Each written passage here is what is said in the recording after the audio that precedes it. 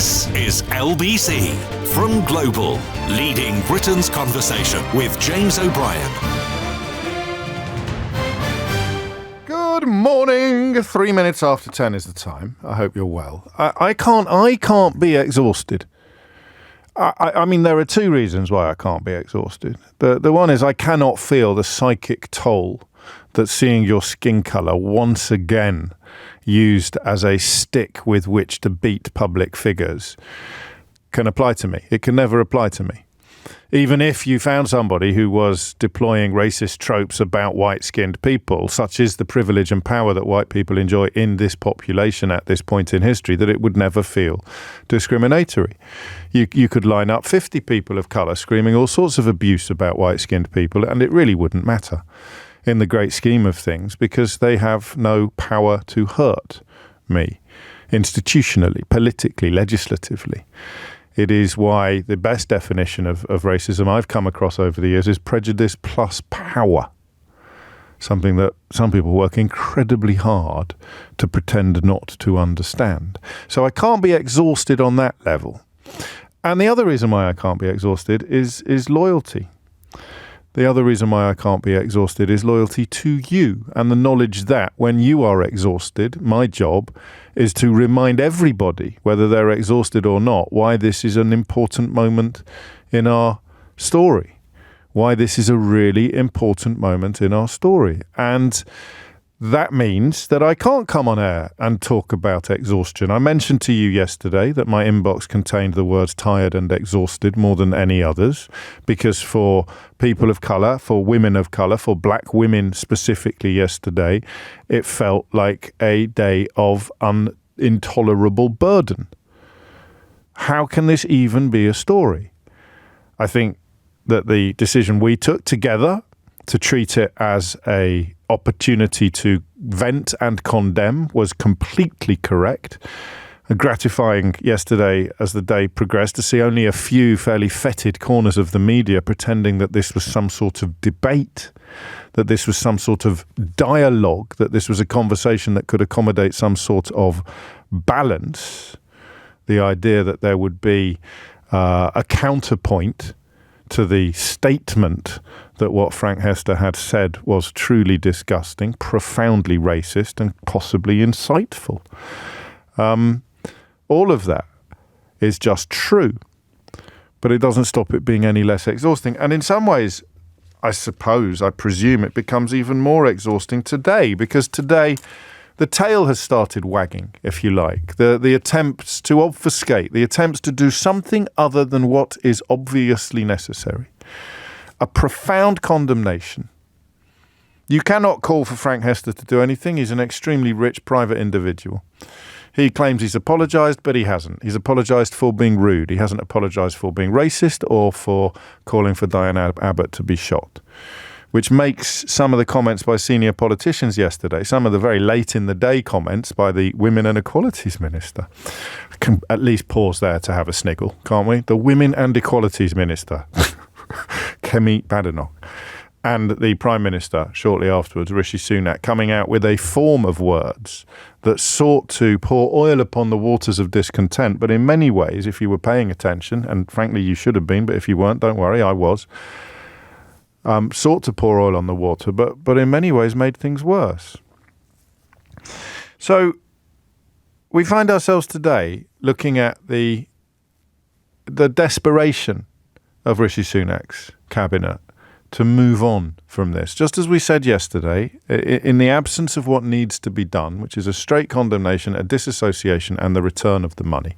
Philip Cowley, the esteemed columnist, makes a fairly powerful point, or a pertinent point, that one of the reasons perhaps why the Tories would be reluctant to do that is because Frank Hester could turn around and give the money to one of the sort of increasingly extreme parties, even further to the right than the Conservative Party, that seem to be fighting over it's usually between 10 and 15% of the vote, isn't it? So, I think that happened once before, didn't it? Didn't Aaron Banks increase his donation to, I forget what party it was. It could have been UKIP or the Brexit Party or whatever they were calling themselves at the time, whatever the publicity vehicle designed exclusively to propel Nigel Farage into the forefront of public life in Britain was called at the time. I'm pretty sure that Banks chap increased his donation after a Conservative politician said something mean about him. So the fear that the money will go to your rivals and improve their ground game may perhaps be propelling some of the Tory failure to do what is obviously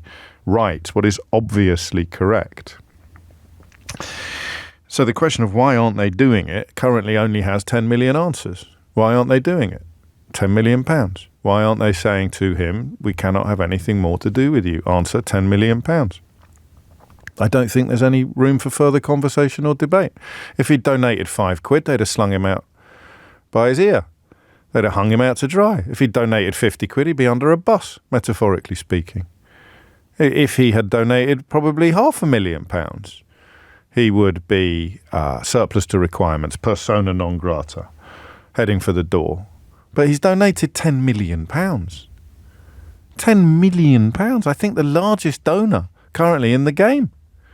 Because the sensible ones have all tacked towards the centre and started backing the Labour Party, and the insensible ones have all started giving money to the coterie of increasingly far-right parties, even further to the right of the Tory party, setting up television stations and trying to buy newspapers.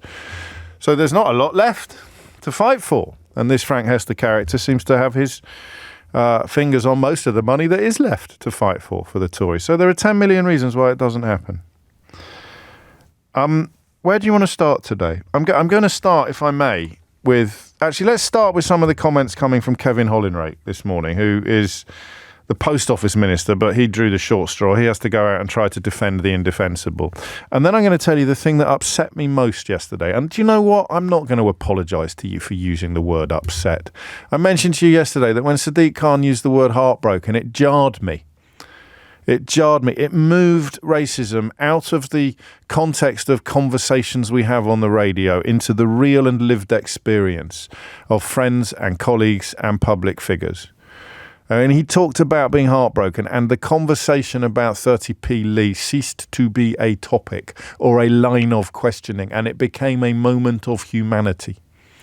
I felt that Diane Abbott visited similar territory yesterday when she talked about being frightened, when she referenced being a single woman and therefore already conscious of her vulnerability in the public space. And she processed the news, not only that a man who has given £10 million to her colleagues on the Conservative benches in the House of Commons had called for her to be shot, but that her colleagues were not sufficiently perturbed or repulsed by this rhetoric to return the money and tell Frank Hester to sling his hook. That became a moment of humanity. Heartbroken, frightened, hurt. These aren't topics. These aren't lines of inquiry to pull off a piece of paper when a politician is sitting in front of you. These are instances of shared humanity about which we should all be heartbroken, frightened, hurt. And we're not. Kevin Hollinrake certainly isn't. Clearly, donations are important for all political parties.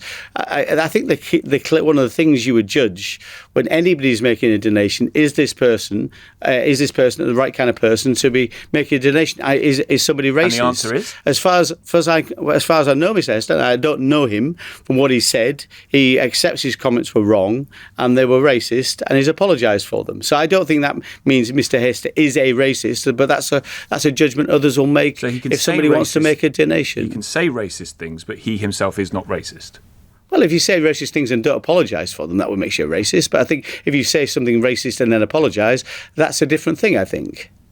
Why? Why would, on the evidence of our own eyes, I don't know him either, you don't know him, he said something racist here, which he has apologised for, but he is apparently not a racist person. Well, I know of people, we all come across people at times that say racist things, but are not racist. And I think that's, I say he said something that was wrong, he said something that was inappropriate, he said it in a completely different context, but I think the way he said that does connect somebody's skin colour with their character, which is the wrong thing to do, and that's why he's apologised. Do you think this man is the right character to have an OBE still? As I say, as far as I don't know Mr. Hester, he's apologised for what he said. His comments were wrong. Those comments were racist in the context he said them. So he's apologised for them. That's what we should judge people by. If you make a mistake, do you apologise for it? That's clearly what he has done. There's a massive problem here. There is a huge problem here. And it is the very simple fact that Frank Hester has not apologised for being racist. He has not acknowledged that his comments were racist. He has apologised for being rude. And that's why I found Kemi Badenoch's comments yesterday at best disingenuous and at worst pretty gross. I don't know how you feel about this. I don't know if you feel that I'm trivialising things, but I'll read you what Kemi Badenoch said. I'll tell you what is disingenuous about it. And then I'll tell you the bit that upset me the most. And I use the word upset. So Badenoch wrote, Hester's 2019 comments, as reported, were racist. I welcome his apology. Abbott and I disagree on a lot, but the idea of linking criticism of her to being a black woman is appalling. It's never acceptable to conflate someone's views with the colour of their skin. And she split this into two tweets, which she doesn't, I don't think, have to do because she's got one of those verified grey ticks. So why would you split it into two tweets? And I can tell you as a fairly successful user of Twitter that if you put out a two-tweet thread, the first one gets read 3 to 4 times more than the second one does. So what's in the second one? MPs have a difficult job balancing multiple interests, often under threats of intimidation, as we saw recently in Parliament. Some people make flippant comments without thinking of this context. If I said now that I want someone to shoot Kemi Badenoch, hands up if that would be flippant. Come on. Come on, hands up. Someone, if I called for a politician to be shot, I don't mean it, obviously.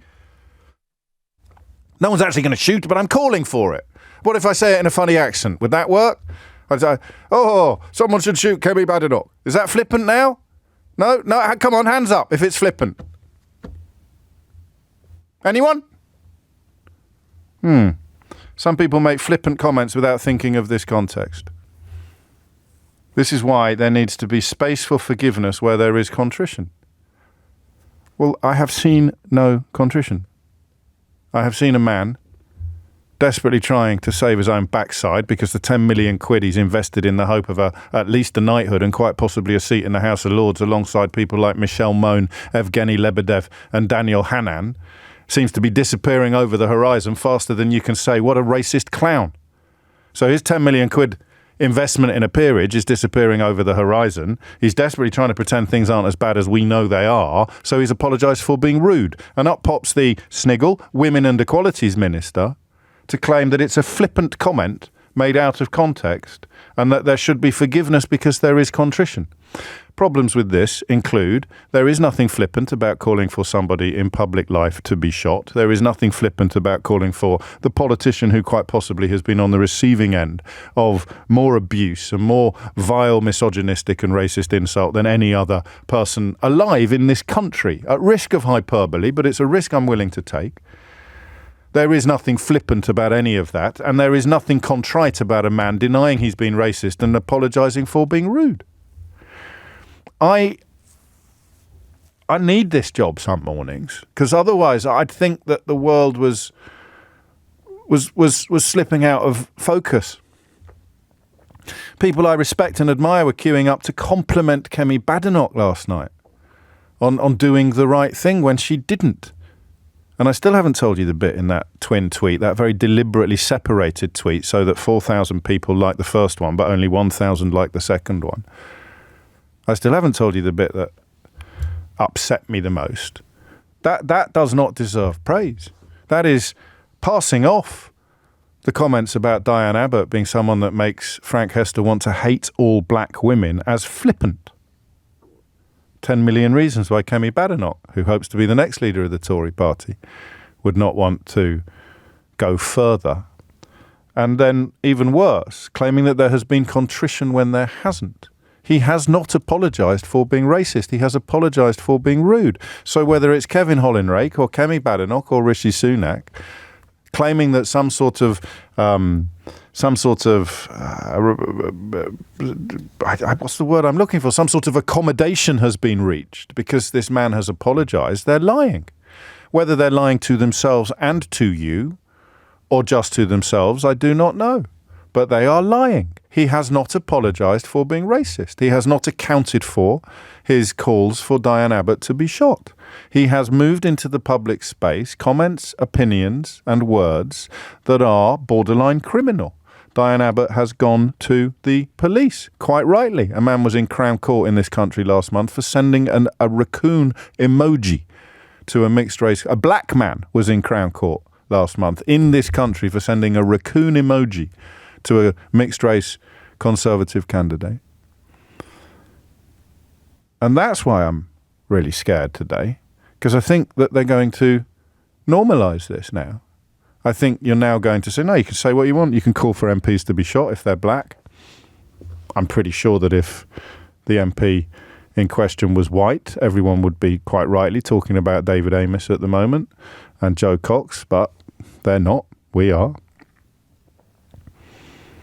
I'm pretty sure that this is evidence that they have, whether wittingly or unwittingly, whether consciously or unconsciously. I'm pretty sure that they are hoping that they, and therefore Frank Hester, can get away with this, that Frank Hester emerges with his reputation in tatters, but his status within the Conservative Party undimmed. It's absolutely extraordinary. And I still haven't told you the bit from Kemi Badenoch's intervention that I found the most crass, the most insensitive, the most unpleasant. She could have called her Diane. At the very least, she could have called her Diane Abbott. We refer to politicians by their surnames quite often on the programme for brevity and for impact. But if you're talking about death threats, if you're talking about being a recipient of vile racism, and you are taking the time to put your thoughts down in print, to type them, to read back over what you've written, I don't believe that you accidentally confine your comments to a surname, to the stark singularity of a surname. Abbott, not even Diane, not Diane Abbott. Abbott and I disagree on a lot. The second line, the third sentence of this mealy-mouthed attempt to get herself as Women and Equalities Minister off the hook for failure to act, failure to respond, failure by her entire party to do the right thing. The third sentence, Abbott and I disagree on a lot. Who cares? Your job today is to be Women and Equalities Minister and to stick up for a woman who's on the receiving end of some of the vilest abuse any politician in this country has received in my lifetime. From a public figure, a public-ish figure, a £10 million party donor. And you couldn't even pay her the courtesy of using her Christian name, of using her given name, of calling her what her friends call her. I mean, where do you go next on this? 21 minutes after 10 is the time. I'll tell you what we do. We do what we did yesterday. How do you respond to the idea that it's okay to say racist things, really racist things? It's okay to call for a politician to be shot as long as you apologise for being rude. 0345 6060 973. It's absolutely fine to call for a black politician to be shot as long as you later apologise after being caught for being rude. That's the view of the Prime Minister. That's the view of the Women and Equalities Minister. That's the view of the Post Office Minister. That is the view of the British government. The government of the United Kingdom considers it to be perfectly acceptable for a man to publicly call for a politician to be shot, to describe her in the most profoundly and vile racist terms, as long as he later apologises for being a bit wooed. That's your government. That's your Prime Minister. That's the Prime Minister of every black woman in this country. That's the Women and Equalities Minister who is supposed to speak for every woman in this country, every minority in this country. That's the Conservative Party. That's the British government telling the British people, perfectly fine, as long as you say sorry for being rude. To call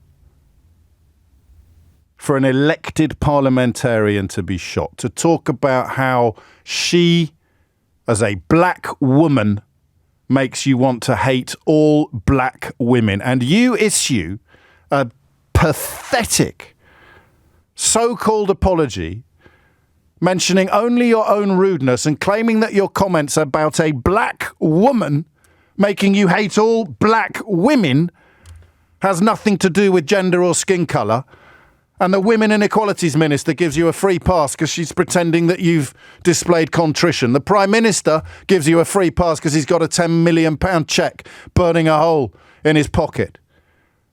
This isn't a party political issue. This is a national issue. This is an issue of patriotism. 0345 6060 973 is the number to tell me how it makes you feel today. James O'Brien on LBC. James O'Brien on LBC.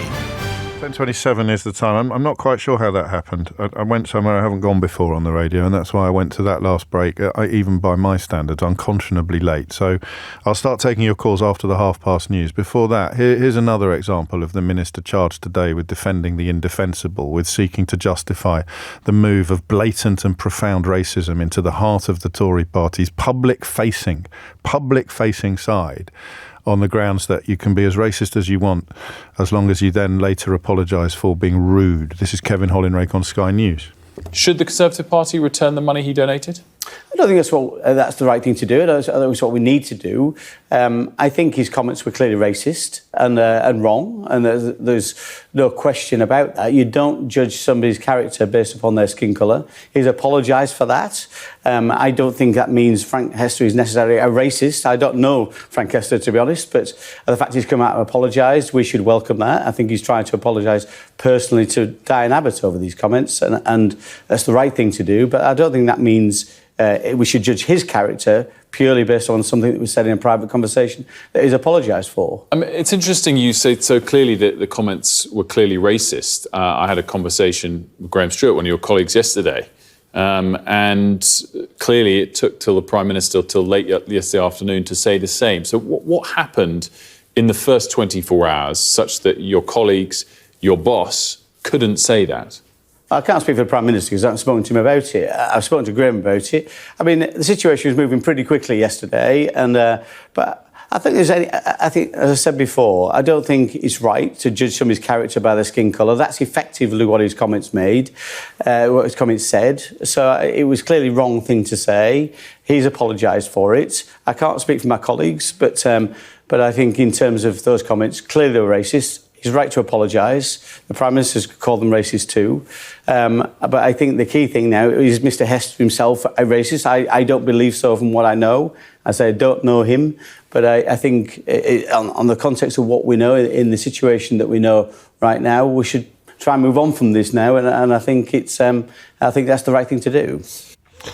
He hasn't apologised for being racist. He has not apologised for judging somebody's character by the colour of their skin. He's apologised for being rude.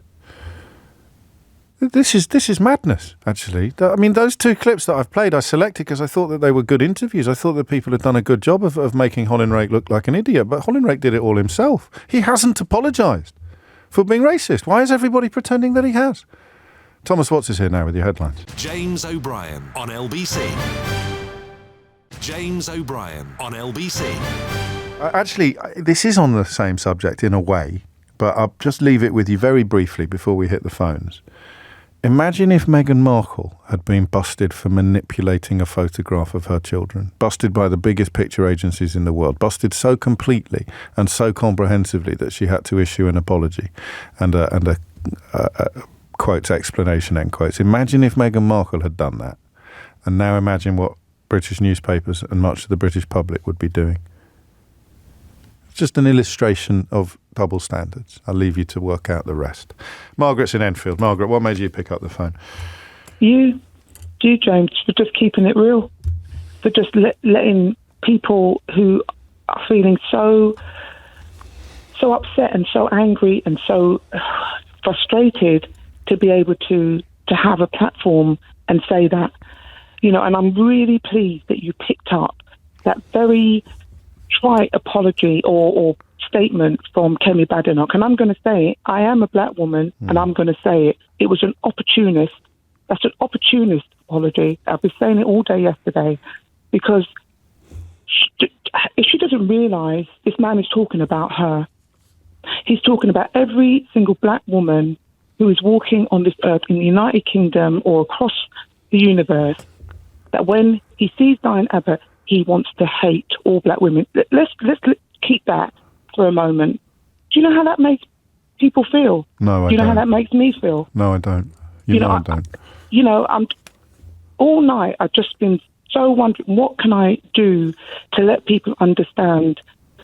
I am so tired of this. I am so upset of this, and I am so sick of people making excuses. We had the Prime Minister out last week talking on the doorstep about division and hatred, and because I assume George Galloway won. But then this week, yesterday, he couldn't even come out and say anything about the same division and hatred that is being peddled against one of his peers, one of his colleagues. If it was any other situation and a black person had said they want to shoot someone, the police would have been at their door. Why are the police not at this person's door? It's a hate crime, James.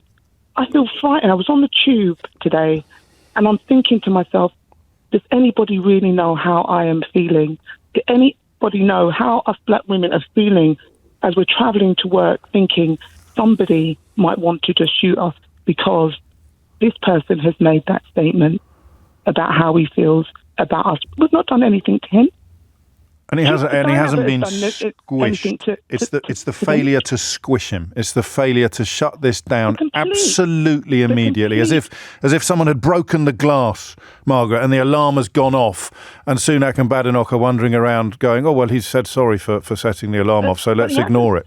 But James, he hasn't said sorry. I know he hasn't said sorry. He said sorry for being caught. He has not said sorry for what he said. For being rude, Margaret, for being rude. Hello. That is racist. No, James. Rude, right, is actually just being courteous to people and actually talking over people and not hearing what people have to say. This is out and out racism, and everybody said it yesterday. If it was another word rather than black woman, then we will be calling it out, and rightly so. So people of the world need to understand and know, as a black woman and as black women, we are no longer going to stand for this. If I could do something on the streets of London, just demonstrating and saying, we are tired of being called out in this kind of way, and it has to stop. And if allies are not going to help us, then we're going to have to help ourselves, because it is unacceptable that Diane Abbott or any black woman should have to fear walking on the streets, or any woman, because of the colour of their skin. Of course, if you did take to the streets of London to protest, Suella Braverman would call for you to be arrested, Margaret. Yeah, I hear that, but it would be a peaceful one. That doesn't matter, mate. That doesn't matter, Margaret. Straight to jail for you under Suella's glorious rule. I don't care how peaceful it is. You're a hate marcher. How dare you march against something I don't understand or agree with? It's absolutely outrageous. Yeah. So when people say about this is the most diverse and multicultural cabinet, right? Well, I tell you what, it's probably the most racist as well. And white people as well, can call it out, because if it, I'm not even going to do the duck allergy, but it is outright racism. It's quacking. And sexism, and it has to stop. Well, thank you. I still don't know how you feel. I have a better, because I can't, can I? It's not, empathy can take you so far. I cannot know what it is like to feel what you feel. When Diane Abbott used the word frightened and brought her single status into the conversation, I'm a little bit embarrassed to admit that my ears, I went, God, I hadn't thought of it from that angle. The notion of vulnerability for women in general, for black women in particular, for black women politicians who've seen a £10 million Tory donor call for them to be shot, and then have your own parliamentary colleagues queuing up on breakfast television to essentially excuse him on the grounds that he's apologised for being rude. It is absolutely as mad as it looks, and it is extraordinary that all of the white men in the UK media have failed this morning to pick up upon the appalling, mealy-mouthed nature of the government's response, from Rishi Sunak down to the Women Inequalities Minister through to the politicians that have been doing the studio rounds and failing utterly to acknowledge the gravity of the situation and the scale of the offence and the upset caused to all of us in some ways, but to people like Margaret much more so. 10:41 is the time. Jennifer's in Waltham Forest. Jennifer, what would you like to say? Hi, good morning. Hello. Kind of following up from Margaret's point, I wanted to kind of express that, our government, especially, they kind of, promote this, I don't know, they try and promote this image of, Britain is such a diverse country and we're in all shapes and sizes and, we're all, at the end of the day, British people are all one people. But for them to kind of excuse comments like this, which, mind you, were made back in 2019 and have only come to light today, it's appalling. Firstly, comments made in 2019, the only reason he's, quote unquote, apologised for it today is because it's come out in the news. If it wasn't for that, he would never have said sorry. But he's apologised for being rude. He hasn't apologised for being racist or for calling for Diane Abbott to be shot. Unless you file, as Kemi Badenoch has tried to do, file calling for Diane Abbott to be shot under rude and or flippant. No, as in, I don't believe that he's apologised either, but I'm saying it kind of ironically. Of course. No, he's not apologised. And if he wasn't called out in 2019, the only reason he's being called out today is because of the fact that it's made the news. And as the Tory minister said, they're happy to keep accepting his money. They're happy to take more. Yeah, exactly. They're happy to take more. What does that tell you? Just move on with life. What does that tell you when you hear them say, and listen, I'm not defending or excusing, but it's possible that particular comment doesn't come with number 10 sanction, but that we won't know until later, if ever. What does it say to you when they say, this bloke who called for the black woman to be shot, this bloke who's done the racism on an almost unimaginable scale, even by the standards of a country in which Nigel Farage is some sort of public figure? How does it make you feel to know that your government would take another 10 million quid off him if he got his checkbook out? It's terrifying. To me, it just isolates us further. As black people in this country, we've struggled for decades and decades and decades. And, for us, for the government and kind of society in general to be promoting this image of, inclusivity, we're all the same, we're all the same Britain, we all have the same values, and so on and so forth. For something like this to happen, the government is really showing their position on where they stand with people of colour. It's not just black people, but people of colour in general. Well, he had a crack at Indians. He had a crack at Indians at the same meeting, saying that if there wasn't any room for them, they could climb on a train roof during a crowded meeting. Exactly, and it just shows that although they kind of, want to make it seem like, we're all British and this and that, at the end of the day, they don't care about us. And that's just what it is. They don't care if they hurt our feelings. They don't care about the consequences of what they say, how what they say makes us feel. They want to, I feel like they want to isolate us. They want us to know that, okay, you're British in the sense that, you might have a British passport, you might work in Britain, you might pay your taxes, but you are not one of us. We are not the same. And if worse comes to worse, if we have to kind of, if something happens where, we have to, what should I say? If we have to kind of make it clear who we really, work for and who we care about, it's not you. We don't care about you. I can't argue with you today. I don't know how I would even begin to tell you not to feel that way, except to say that the Tory party, the current government, is not the United Kingdom. And that a different party, a different government, and many, many millions of people who are not black, who are not of colour, will be as outraged and disgusted as you are, but will not feel it in the same. Do you know what you've reminded me of? I've just remembered. You heard Margaret a minute ago say, "Do you know how I feel?" And I said, "No, I don't. I can't. Can I? No." But do you know what Frank Hester would have said? No. He'd have said, "Yes, I know exactly how you feel because my parents were Irish immigrants." That's what he would have said. That was part of his quotes apology. I've just remembered. It's ridiculous. It's beyond ridiculous. I know exactly how you feel, Jennifer. Don't worry. I've got this covered. It's like they're minimising our experience by saying, "Oh yeah, my parents were immigrants from Ireland." Okay, but it's not even okay. I'm not trying to dispute that or anything. Okay, of course, there was racism directed towards Irish people, but to say that I know what it's like to be a black woman on the day, do you know what I mean? At the end of the day, you're still white. At the end of the day, you still speak the same language. You didn't come from a war-torn country where, you know, you had to flee in a boat, or, you know, your family was separated and there's a lot of things going on in your country. Your government is corrupt. You've come to a country where you don't speak the language. You've tried to make a life for yourself, and, you know, your generations are carrying on that legacy in a space where you had to sacrifice a lot to come here. I don't want to open up the Pandora's box of Irish history, but the central thrust of what you say is absolutely on the money. It really is.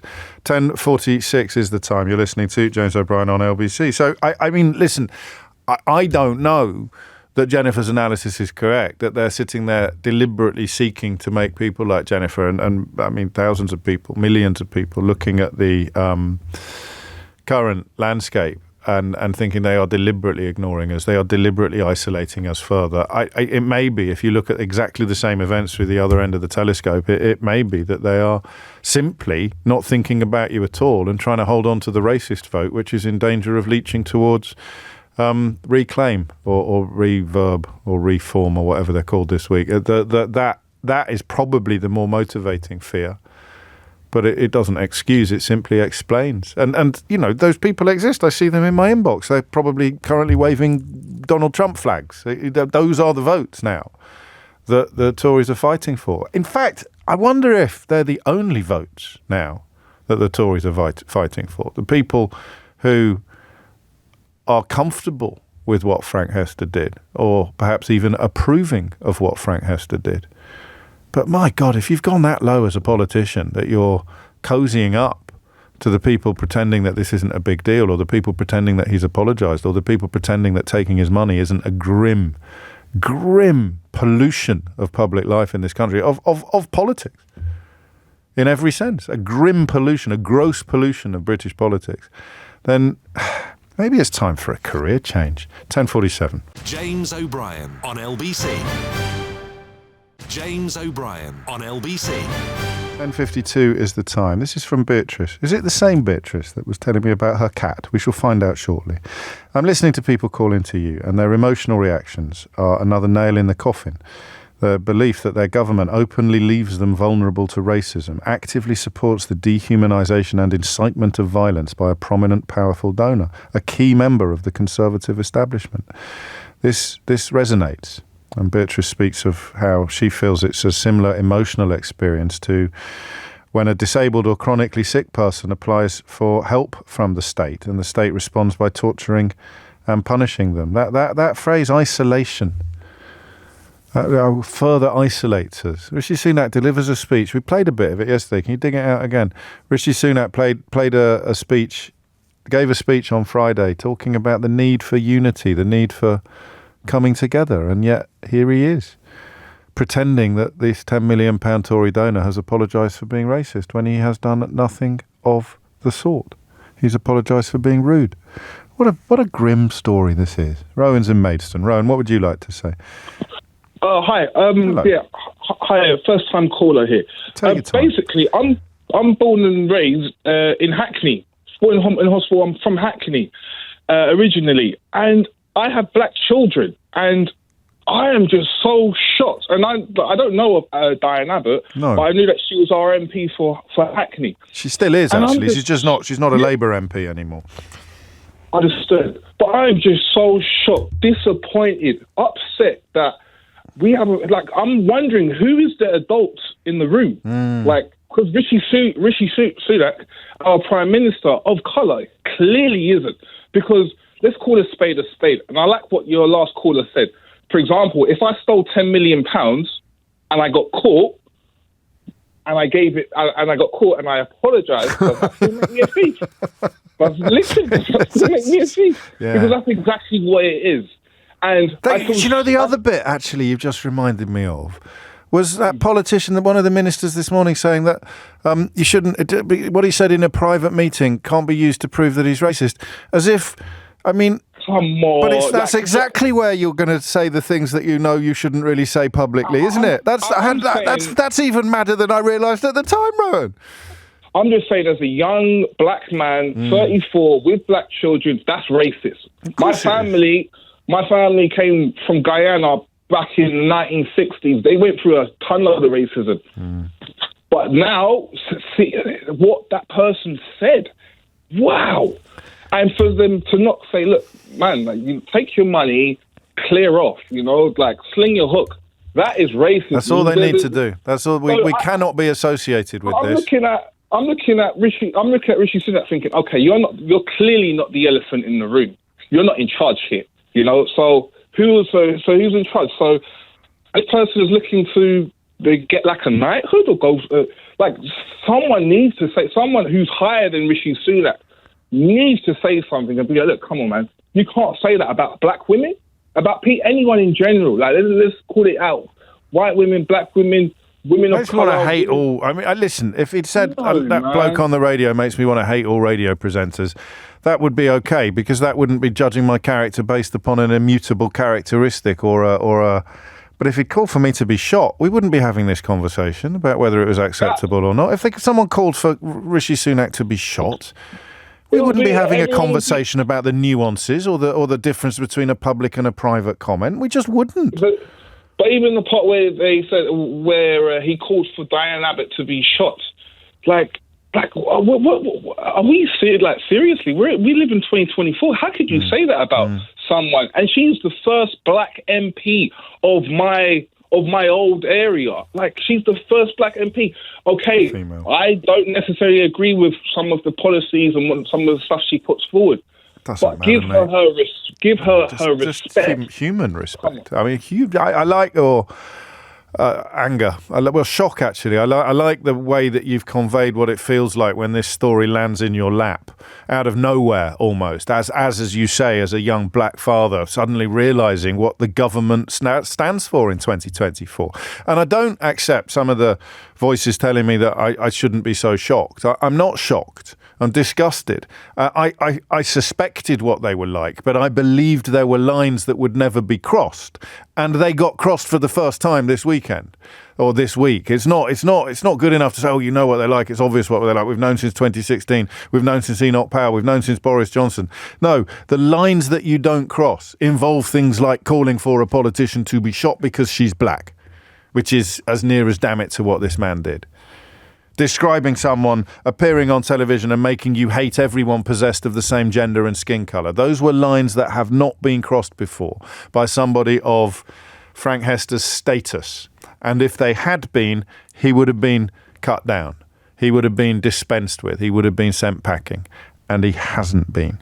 They are lying about his apology because they think you're stupid and they know that most of the media will either back them corruptly or not notice, not take the time to actually look between the lines of what is being said and report back to you that what is being said by Rishi Sunak, by Kemi Badenoch, by Kevin Hollinrake, by Graham Stewart is a lie, a blatant lie. A lie that makes them complicit in the racism they claim to condemn because he has not apologised for being racist. He has not apologised for calling upon an unspecified assassin to shoot Diane Abbott. He's apologised for being rude while denying that what he said was racist. So that, I think, is today's takeaway, isn't it? That absolutely extraordinary conspiracy of circumstance that today presents Frank Hester to you as someone that the government can continue to do business with because he has apologised for his racism, when he categorically and clearly has not. And it turns out I'm not alone in finding Kemi Badenoch's decision to refer to Diane Abbott in this most horrible of circumstance as Abbott, like a school headmistress, like a teacher or a prison officer, to call her solely by her surname while purporting to condemn what has been done to her, despite misrepresenting and apparently misunderstanding what has actually happened. And that's where I'm afraid that the pursuit of the racist vote, the desperation to cling to the support of the kind of people that propelled Liz Truss and Boris Johnson to the very top of the Conservative Party, leads any ambitious Tory into these hideous, hideous depths. James O'Brien on LBC. James O'Brien on LBC. 3 minutes after 11 is the time. Prince Harry did tell them this would happen, but they ignored him. In fact, they completely ignored him, even when 70 politicians signed a letter condemning the colonial nature of much of the coverage of his wife's arrival in the royal family. But the Daily Mail has turned on Kate and William today with the columnist, Sarah Vine, writing, well, this is the headline on the front page, Wills and Kate should come clean about what's really going on or they'll drown in a quagmire of their own making. And the picture editor has very deliberately chosen a photograph in which the wife of the few, in which Kate Middleton looks stern and unforgiving, as opposed to, the sort of soft focus, lovey-dovey stuff that she has become used to. And Harry told them this would happen. They won't, when they want to come for you, when it suits them to come for you, they will come for you, no matter how far you've bent over backwards and how many members of your own family you've thrown under a bus in order to try to keep Fleet Street sweet. They are an insatiable maw. M-A-W. I think I've used that word correctly. Been playing a bit of Scrabble lately. An insatiable maw. And you can never feed them. It's a bit like racism. Well, actually, in the case of Meghan Markle, it's a lot like racism. You can't appease them. They're never going to go, even if you're a black politician, going, hi, racists, I'm on your side. Here's some fantastic comments that prove it. They're never going to change their ways, never going to cease to be racist. They might put up with you because they think that you indulge their prejudices. Oh, I don't mean you when I talk about racists, but they do, ultimately. That was something that came through, I think, in the last hour of the conversation. I'm not going to move on. I'm going to approach it from slightly different angles, invite some slightly different contributions, and I'll tell you why I'm not going to move on at 5 minutes after 11. It's because it would feel wrong. Actually, regardless of editorial decisions or the usual process of working out what I'm most interested in, it would feel very wrong simply to move across the palette of our emotions, to go from the hurt and the heartbreak, the fury and the anger that we have been listening to move anywhere else, to move into... Do you know what I was going to talk about today? What day is it? It's Wednesday. So I've got day 3 of the week. Haven't touched on it really, except in passing, but I was actually going to talk about the photo. I was actually going to talk about the bizarre scenario in which Kensington Palace, which is where Prince William and his wife, William and Kate, live. As I get older, I find the titles more and more ridiculous. Not just for Andrew Windsor, but arguably for all of them. But anyway, where William and Kate live, their operation...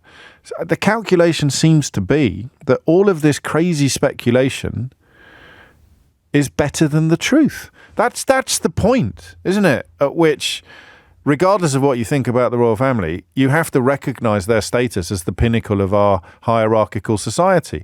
If the UK was a Ponzi scheme, they'd be the ones making all the money. So I don't really care about your, it's not very interesting, talk about something else criticisms.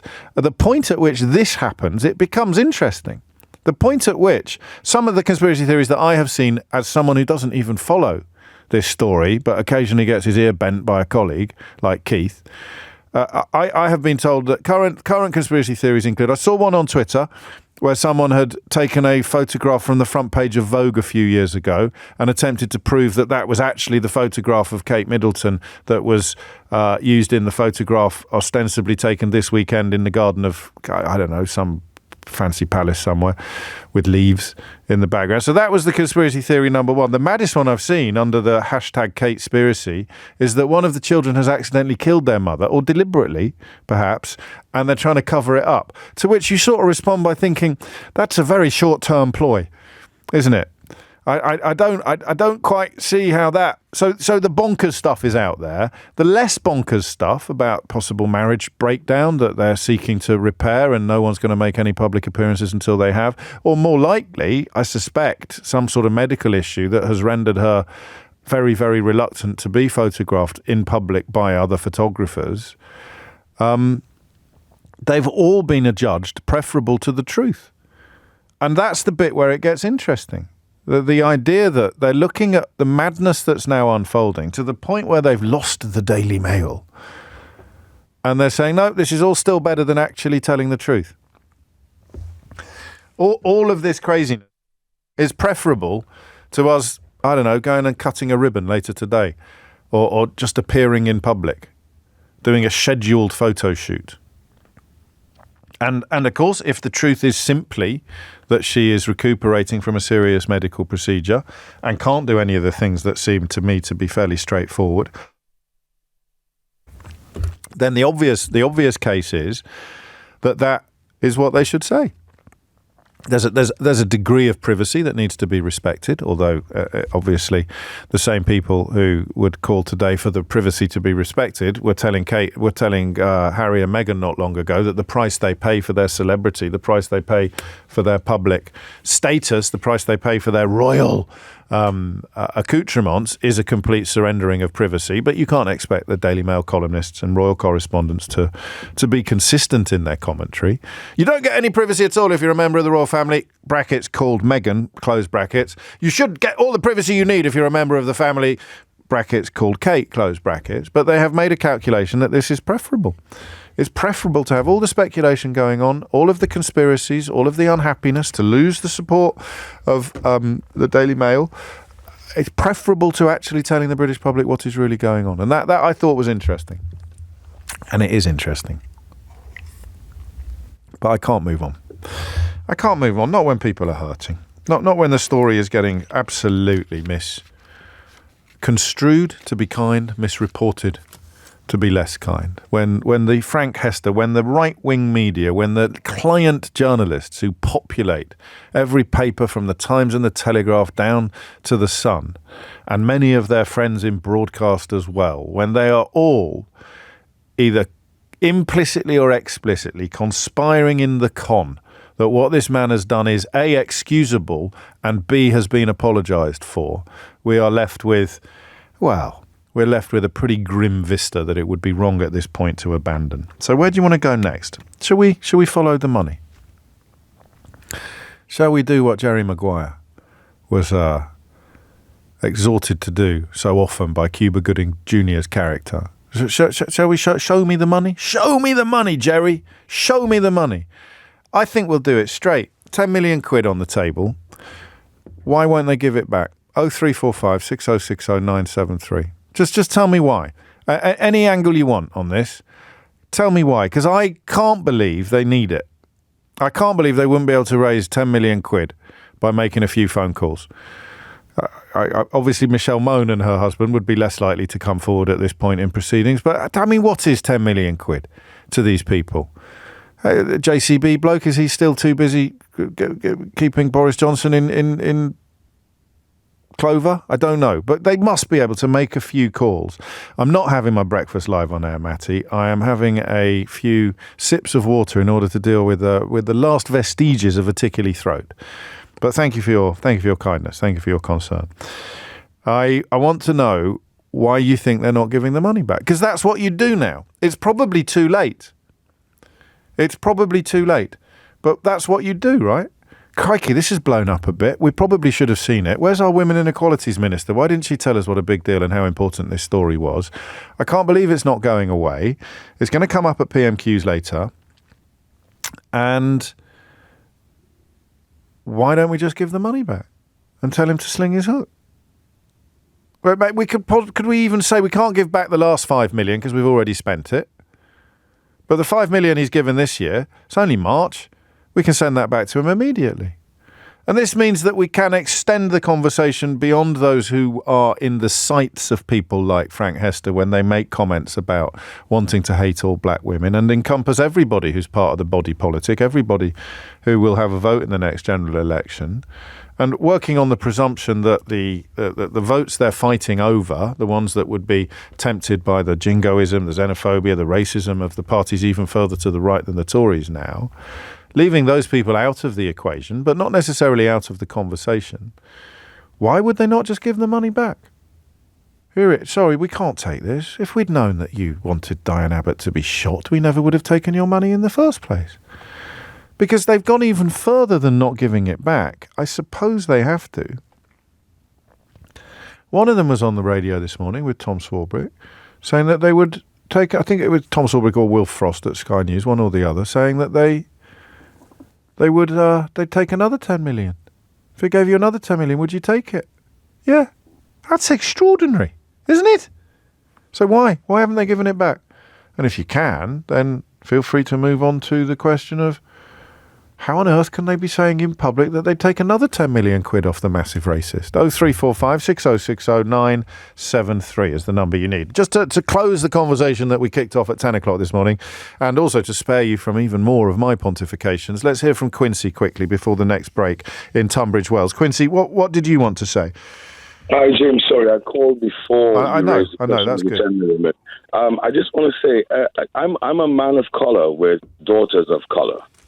And this is a bit of deja vu for me, because this brings me back to another incident here in this country where I don't know if you know the story of Superintendent Robin Williams, who received a video from her sister saying, get rid of a certain monster, get him off the streets. Yes, I do. Robin Williams was also one of the founding members of the Black Policemen's Association. And she was hounded. She was prosecuted, but she had the prosecution overturned eventually. But she was prosecuted, convicted, made to register as a sex offender because she had received a video telling her to get this monster off the street, a video she hadn't even opened.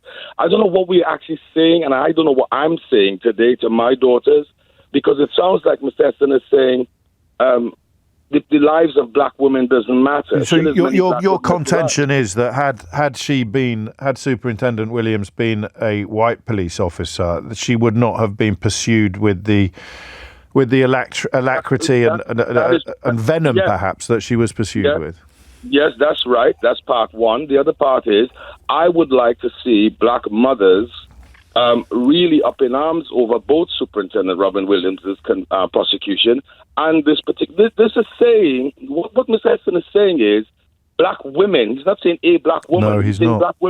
Black women should be shot. What do I tell my daughters? If you rise up in public office in this country, keep your head down, because there's still people in this country that think they're on a plantation and chasing after pickaninnies. What exactly should I tell my daughters today? What should I say to them? And as far as Ms. Badenoch is concerned, returning to the plantation, Ms. Badenoch only reminds me of a particular type of person living on the plantation. We had the field Negroes and we had the people living in the house with Massa, right? And that's where she is in my mind. If you can't say black lives, all lives matters, black women, like everybody else, lives matter. How dare you? How dare you? Who do you think you are? I've got daughters in this country, right? I hear you. I've got black daughters in this. I've got daughters in this country, mate. How dare you? How dare you? No. We need our sisters in this country to stand up. We needed them to stand up with Superintendent Williams. We need them to stand up with people like Joe Cox, who said we have more that unites us than divides us, that get murdered for saying it, for saying that. I hear you, Quincy. 5 inches tall, she gets stabbed 17 times and shot twice in the face for saying we have more that unites us than divides us. After leaving her children that morning, Mommy's going to come back home to you. I know this clown and the supporting clowns are saying that our lives don't matter. That's what you're hearing, and the idea that he has apologised for being rude, I think, possibly explains your sense of women, not woman. Yeah, woman. No, I hear you, but I'm going beyond indignation. Women. You've gone somewhere deeper, Quincy. You've gone somewhere much more emotional than I could ever go, and than previous callers have gone, because you're looking at ramifications and consequences through the lens of your daughter's existence, I think, aren't you? Lives matter. I respect that. I obviously have to qualify slightly some of the references you made to Kemi Badenoch in the context of slavery and in the context of the slave trade. You have the right to hold those opinions, but they are references and allusions that are rightly considered to be deeply offensive, and I know that you have made those comments in authentic conscience, but it's obviously not something I could ever in a million years say or endorse on the programme. I hope you understand that, Quincy. I wish I could endorse you. It's 11:18. You stay safe, mate. James O'Brien on LBC. James O'Brien on LBC. 21 minutes after 11. You can't step back from the emotional impact. I think if there was any doubt about that before Quincy came on the programme, Quincy comprehensively removed it. But you can, I think, focus on a slightly different question now, which is why don't they just give the money back? It can't just be that they can't afford to. It's a little glib, and Natasha reminded us yesterday the rules are probably quite complicated. Just because Jeremy Hunt managed to donate £100,000 to the Jeremy Hunt re-election campaign last week doesn't necessarily mean that Rishi Sunak is allowed to donate £10 million to the Conservative Party re-election campaign. He could probably donate it to the Rishi Sunak re-election campaign in Richmond, North Yorkshire, but I don't think he could just write a cheque for the party of which he is the leader. But you know, his wife could. His father-in-law could ring his father-in-law. Say, hi, Dad. All right, Popsicle. Any chance you could free up 10 million quid? One of our... And also, you know, his father-in-law's Indian, so he could say one of our donors has turned out to be a massive racist. He was making jokes about Indians climbing onto train roofs in a crowded room not long ago. Leaving aside... Look, we'll have to wait till I see you. I have to wait till I see you next time to talk about why we took money off him in the first place. Any chance you could make up the shortfall, Pops? Any chance you could make up the shortfall? 10 million quid. I mean, that'd be quite a class act, would it? I don't know. Maybe I'm going completely bonkers.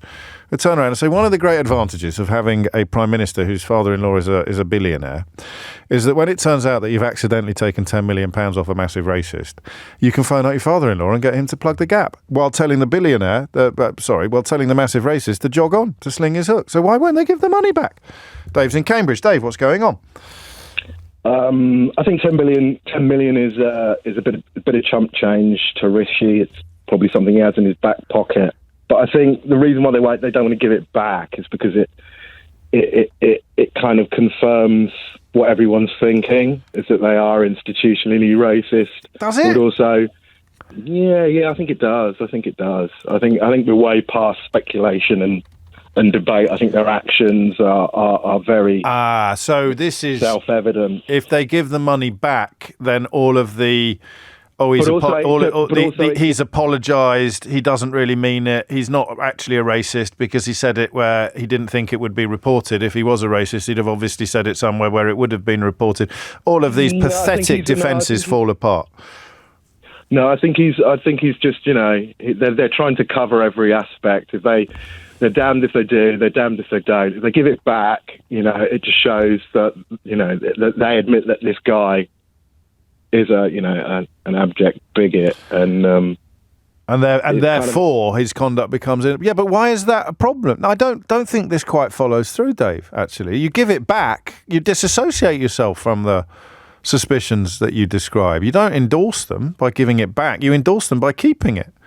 Yeah, I understand, but it's too late when they give it back.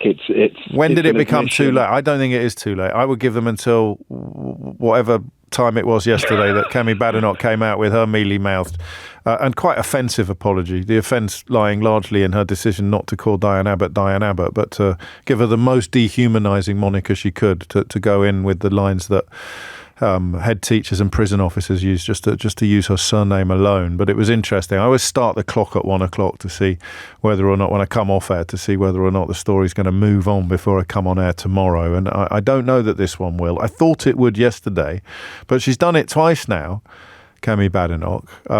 She's done it twice now. She did it. I think she did it on Lee Anderson, didn't she? But she made it impossible for Rishi Sunak to stay silent yesterday. She made it impossible for that holding tactic to hold. But why they wouldn't give the money, I don't think I agree with Dave. You may 0345 6060 973. But the idea that you would be proving all of your critics right by giving the money back, I'm not sure stands up to scrutiny. AJ's in Wokingham. AJ, what do you think? Hi. First of all, thank you so much for giving this topic the air. I think I'm a British Asian, and I know you've had kind of a mix of people phoning in, but I think what you're doing is, it gave me goosebumps up listening to Quincy just a moment ago. Oh my gosh, I was almost in tears myself, and I can't understand how a black female would feel either. No. But trying to answer your question about why is it, I think it's a bigger picture here. I think it's not just about Hester donating money. They've got a potential election coming up. I think it's greed. I think they've crossed the line, a moral line here, for somebody who has voted for the Conservatives who look to Rishi Sunak as an Asian, going, "Wow, we've got a role model here." They've crossed the line. Give them money back. They can make it happen. I'm fuming at the moment. I'm just. They've just crossed the line here for me. And they have, but I'm still not getting the. It can't just be greed. If anyone can raise 10 million quid by making a few phone calls, it's the Conservative Party. They could just start with the people that got PPE contracts. They'd have it sorted by by the end of the next news bulletin. By the time Thomas Watts hangs his headphones up at 11:33, they could have got 10 million quid in the bank just from PPE contract recipients alone. Surely. Okay, is it bigger than that in terms of the bit of a boys' network, in terms of who else is funding? If he sends that money back, who else is he going to be impacting? Who else is he appealing to at the moment? I think you touched on it as well, the kind of audience that they're trying to appeal to at the moment. And both Suella and Rishi, oh my gosh, have you take a look in the mirror? And you give the message to other donors who may have skeletons in their closet that if you get caught, then we will throw you under the bus. So what's the point of me giving 10 million quid to the Tories in the hope of getting a peerage? And by the way, if I'd already got my peerage, they wouldn't be able to take it away from me now. This Hester character has an OBE. That's in the bag. I'm sure that was for, helping little old ladies over the road rather than making massive donations to the Tory party. But the message you send to other future donors who are all in it either to get richer or to get baubles, I can't think of any other reason why you'd make a donation to the Tory party. The message is, look, even if you keep the receipt, we reserve the right to tell you to sling your hook if it turns out that you've done some stuff that the press gets hold of in the future. Maybe. I mean, we are in the realms of speculation, AJ, just like the hashtag Kate-spiracy, which was the only other contender for our second hour of conversation today. Interesting what you say about being a former and potential Tory voter, and also as a British Asian, seeing Rishi Sunak as someone who may be a force for good. I don't think many people would argue that he has lived up to that promise, that early promise. David is in Nantwich. David, why won't they give the money back? Or why won't they just give it to someone else? They could give it to a charity. They could give it to anyone. They could give it to Diane Abbott. I think they're just corrupt grifters, to be honest with you, James. Well, that's a simplistic analysis, but possibly a fair one. And at the moment, I think they're gearing up for a May election. What's the spend gone up on Facebook ads? Is it about 1,200% or something? It is. I'm always slightly wary of percentages in these contexts because I don't know what the figure was to start with. If it's gone from 50p to 50 quid, it's a huge... Absolutely, yeah. But you take, exactly, yes. But no, I just think they're corrupt. And also, I don't think they know how unpopular they are. I think in their own minds, they think they're still doing the right thing, and it's the will of the people. We're doing what the people want. Obviously, 30. I lost that. It's gone. And it's not your fault. The phone line's failed us, but you made your point, and it means I'm going to hit the news on time for possibly the first time ever. Here's Thomas Watts with your headlines. James O'Brien on LBC. James O'Brien on LBC. PMQ's on the way at 12. Tricky one for Keir Starmer. What's he going to go in with? What's he going to start with? I normally caveat any predictions of what Keir Starmer is going to do at PMQs with the observation that he plays a slightly different game to some of his predecessors. He doesn't always go with the most obviously advantageous party political point scoring. He will sometimes go dry. He will sometimes go in on an issue of political principle or very specific policy that we perhaps weren't expecting. But he gets all of them today because this is a point of principle. Taking £10 million off someone who turns out to be a massive racist and then not giving it back, not disassociating yourselves from them, is a very conscious and deliberate step. I don't know how significant this is, and I don't know what's happened on other shows, but we have been talking about, we will by the time Natasha gets here to queue up PMQs, we'd have been talking about this for 4 hours now. And we haven't had a single call from anybody seeking to defend either Frank Hester or indeed the Tory party's response. Now, I know what you're thinking. You're thinking that since I got proved right about everything regarding Brexit, Boris Johnson, Donald Trump and all the rest of it, those people tend not to ring me anymore. And you're right, sadly. I'm constantly trying. I'm embarked upon a never-ending quest to woo them back. They won't even need to apologise, but it's quite significant that. And Idiot's Corner is too idiotic even to read it. It's possible. I never even realised this until yesterday. You can be too idiotic even for Idiot's Corner. There's a level of idiocy that makes me think you're either desperately trying to get into Idiot's Corner because it's the only time today that anybody's going to acknowledge you exist, or this has been put together by AI. This is just unbelievably awful. And so there it is. It is absolutely indefensible. So although there's almost certainly a Daily Mail article in the offing about how millions of people agree with Frank Hester but are too afraid to say so. They've been cowed by the woke mob. They've been silenced by political correctness. Everybody knows that what Frank Hester said was true. Loads of people want to see Diane Abbott shot. Everybody sees her on the television and wants to hate all black women. But you're not allowed to say so in this country anymore without being called a racist. Apologies to the magnificent Stuart Lee, who I paraphrased very clumsily there. But there is probably a Spectator, one of Andrew Neil's house elves at the Spectator has probably pitched the article about the public immolation of Frank Hester proves that this country has gone to the dogs. You can't say what you want anymore in this country. So that'll be out there. But I can usually find a couple of people possessed of that sort of outlook and on either my switchboard or my inbox, but not today. Make of that what you will. I don't read too much into it. For a start, it's anecdotal, but it is true. And we turn next, or we return now to the question of why wouldn't they just give the money back? I don't see what they lose, apart from 10 million quid.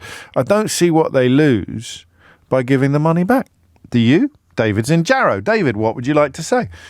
Morning, James. Hello, Dave. I think in your last monologue, you've pretty much just stitched most of my points that I wanted to make. That's because I listened. I put you on pause. I listened to what you said, and then I passed it all off as my own. Oh, well, that obviously sounds about right. I think the only thing that we're missing is by not completely disassociating I've just finished my shift as well, so I'm a little bit tired. By not completely disassociating themselves with the massive racists. Yes. They can allow themselves to play both sides of the optics. Yeah. Obviously, we did say it was wrong. We did appear that it was racist. So obviously, we are not a racist people. Of course, we're not. We said it was racist. That's all the thing. But by the other ways, we're not going to give them the money back because that means we completely disagree with them when we want to disassociate with that side, and we don't want you reporting us. I think this is a misjudgment. I mean, leaving aside reverb and the fear of hemorrhaging voters to them. I don't think there is a huge constituency of people who would think if they gave the money, if they said we don't want this money, people would think, well, you're not my party anymore. I don't see how they lose votes.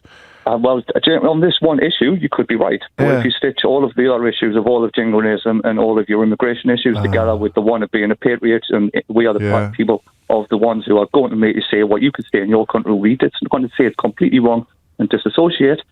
But we will keep the money and we will say he's wrong and keep him as a friend. So we have the sort of the lingering beery belch of 30p Lee in our nostrils at the moment, don't we? Where unfortunately the calculation is that actually people agree with it. I mean, you can't agree with Lee Anderson without being Islamophobic. You literally can't. It's like all forms of racism. Islamophobia is a racist lie, and what he said about Sadiq Khan was a racist lie. So really, we're back to Donald Trump territory. Fear of losing the support of racist liars. Basically. And I guess... And I wouldn't go as far as to say all of them are completely racist liars that you'd be losing support of, but there's a lot of people on the kind of fringe where they think that the country's broken. It's broken because of people who've come here, or because of the different brown faces they see at the checkout, or the people that you don't hear the language that they're speaking on the trains. Like I say, I wouldn't put it down to just the one comment of Heston. Yeah. I would put it not want to disassociate with anybody who thought, well, I don't think that was that bad of a thing to say. And I don't think logically that a lot of people would go through all of the steps from thinking that, from saying that Diane Abbott should be shot to thinking all black women should be shot.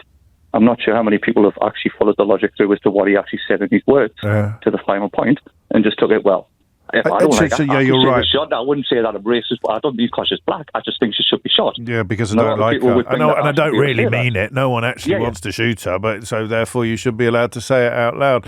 Oh, and that person over there from a different political party, he should go to prison for having a curry. But I mean, double standards aside, you're right. Sometimes I go a little bit far, so it's not 100% signing up to every single point on the Bible of bigotry. It is just thinking, well, they're my party. They're not supposed to be punishing people for saying stuff that we say down the golf club or saying stuff that we say in private. Obviously, you shouldn't say it. It's bad that he got caught, but hey-ho, behind closed doors. It just sends a message, perhaps, of intolerance to people who expect their intolerance to be tolerated. And all that off the back of a night shift. Absolutely first-class performance from David. 11:41 is the time. And speaking of that vote, they're boasting today that 30p Lee's infection to reverb has reclaim. What are they called? Reverb? No? Reflux. 30p Lee's defection to the reflux has caused a huge influx of new members of Farage and Tice's party. It's not reflux. What is it? It is reflux. Reform. So what do you think constitutes a huge result? 30p Lee defecting to reform has prompted such an avalanche of support for them that they have signed up. How many new members do you think? 1 million? 100,000? Or 1,000? What do you think they're boasting about today? 1 million new members? 100,000 new members? Or 1,000 new members? Newly signed up members. Well, they're not really members, are they? I think they're just donors because it's not it's a limited company rather. So presumably they've just sent a check, have they? Anyway, how many checks did they get? 1 million checks? 100,000 checks? Or 1,000 checks? I shall tell you shortly. The time now is 11:42. I must write that name on a post-it note, mustn't I? I can't keep getting it wrong. What's the one that's the lad from Lewis that wasn't Lewis? What's his outfit called? Is that Reflux? Relent? No? I give up. John's in Stroud. John, why won't they give the money back? Give them the money back. Give the money back. Show me the money. Why won't they give it back? I think there's one possible reason is that they're afraid that if he gives the money back, he'll give it to somebody else. Yes. And, I know it might be a bit of a stretch. Well, it might be a bit of a stretch to suggest that a party that has Lee Anderson as its only MP would take money off a massive racist. But, it's possible.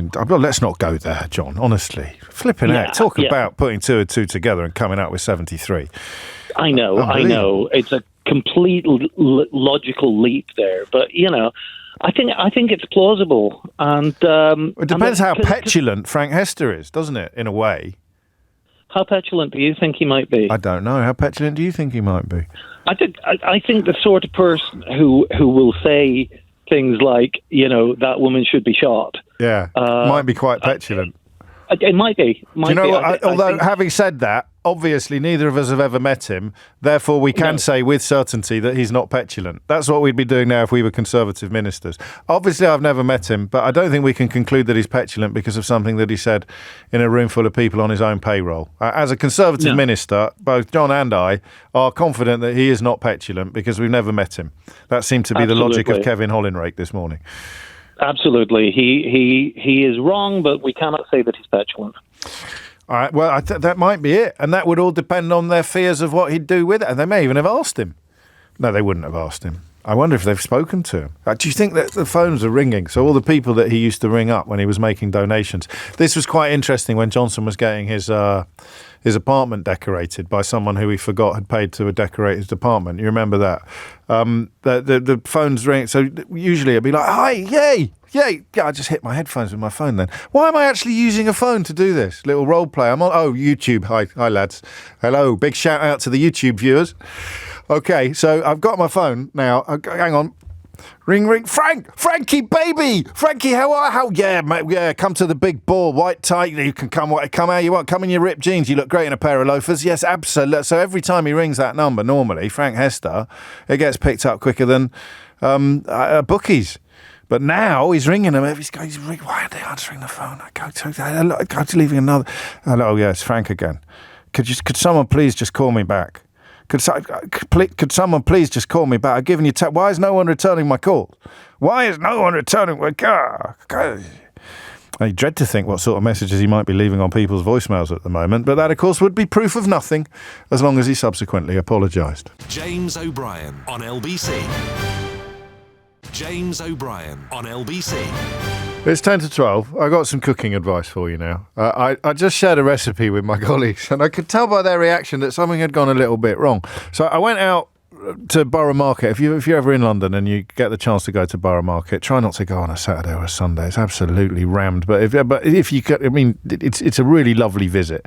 It's one of those, the bits of London I like most are the bits of any city I like most, but London's home are the bits where if you squint a bit, it probably looks the same as it did 100 years ago or 200 years ago. And the further east you go from the centre, from the West End, the further east you go, the truer that gets in many ways. So if you get into the temples down by the Embankment area, you get into the inner temples, and it's absolutely magical. I told you about the time I found a chapel on the first floor of a building. Anyway, I digress. We went to Borough Market and went for tapas at a place called Brindisa, which is a fantastic restaurant.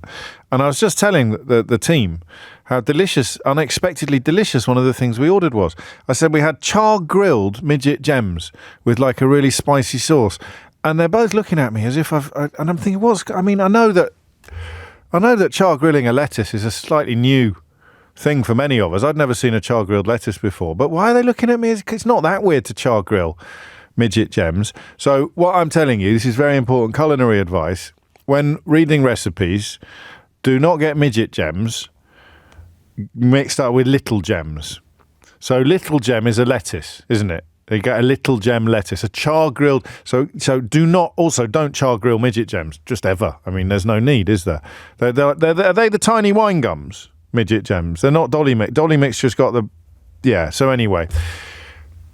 Char-grilled little gems, delicious, with some sort of sprinkle on it. I don't know what was in it. It was amazing.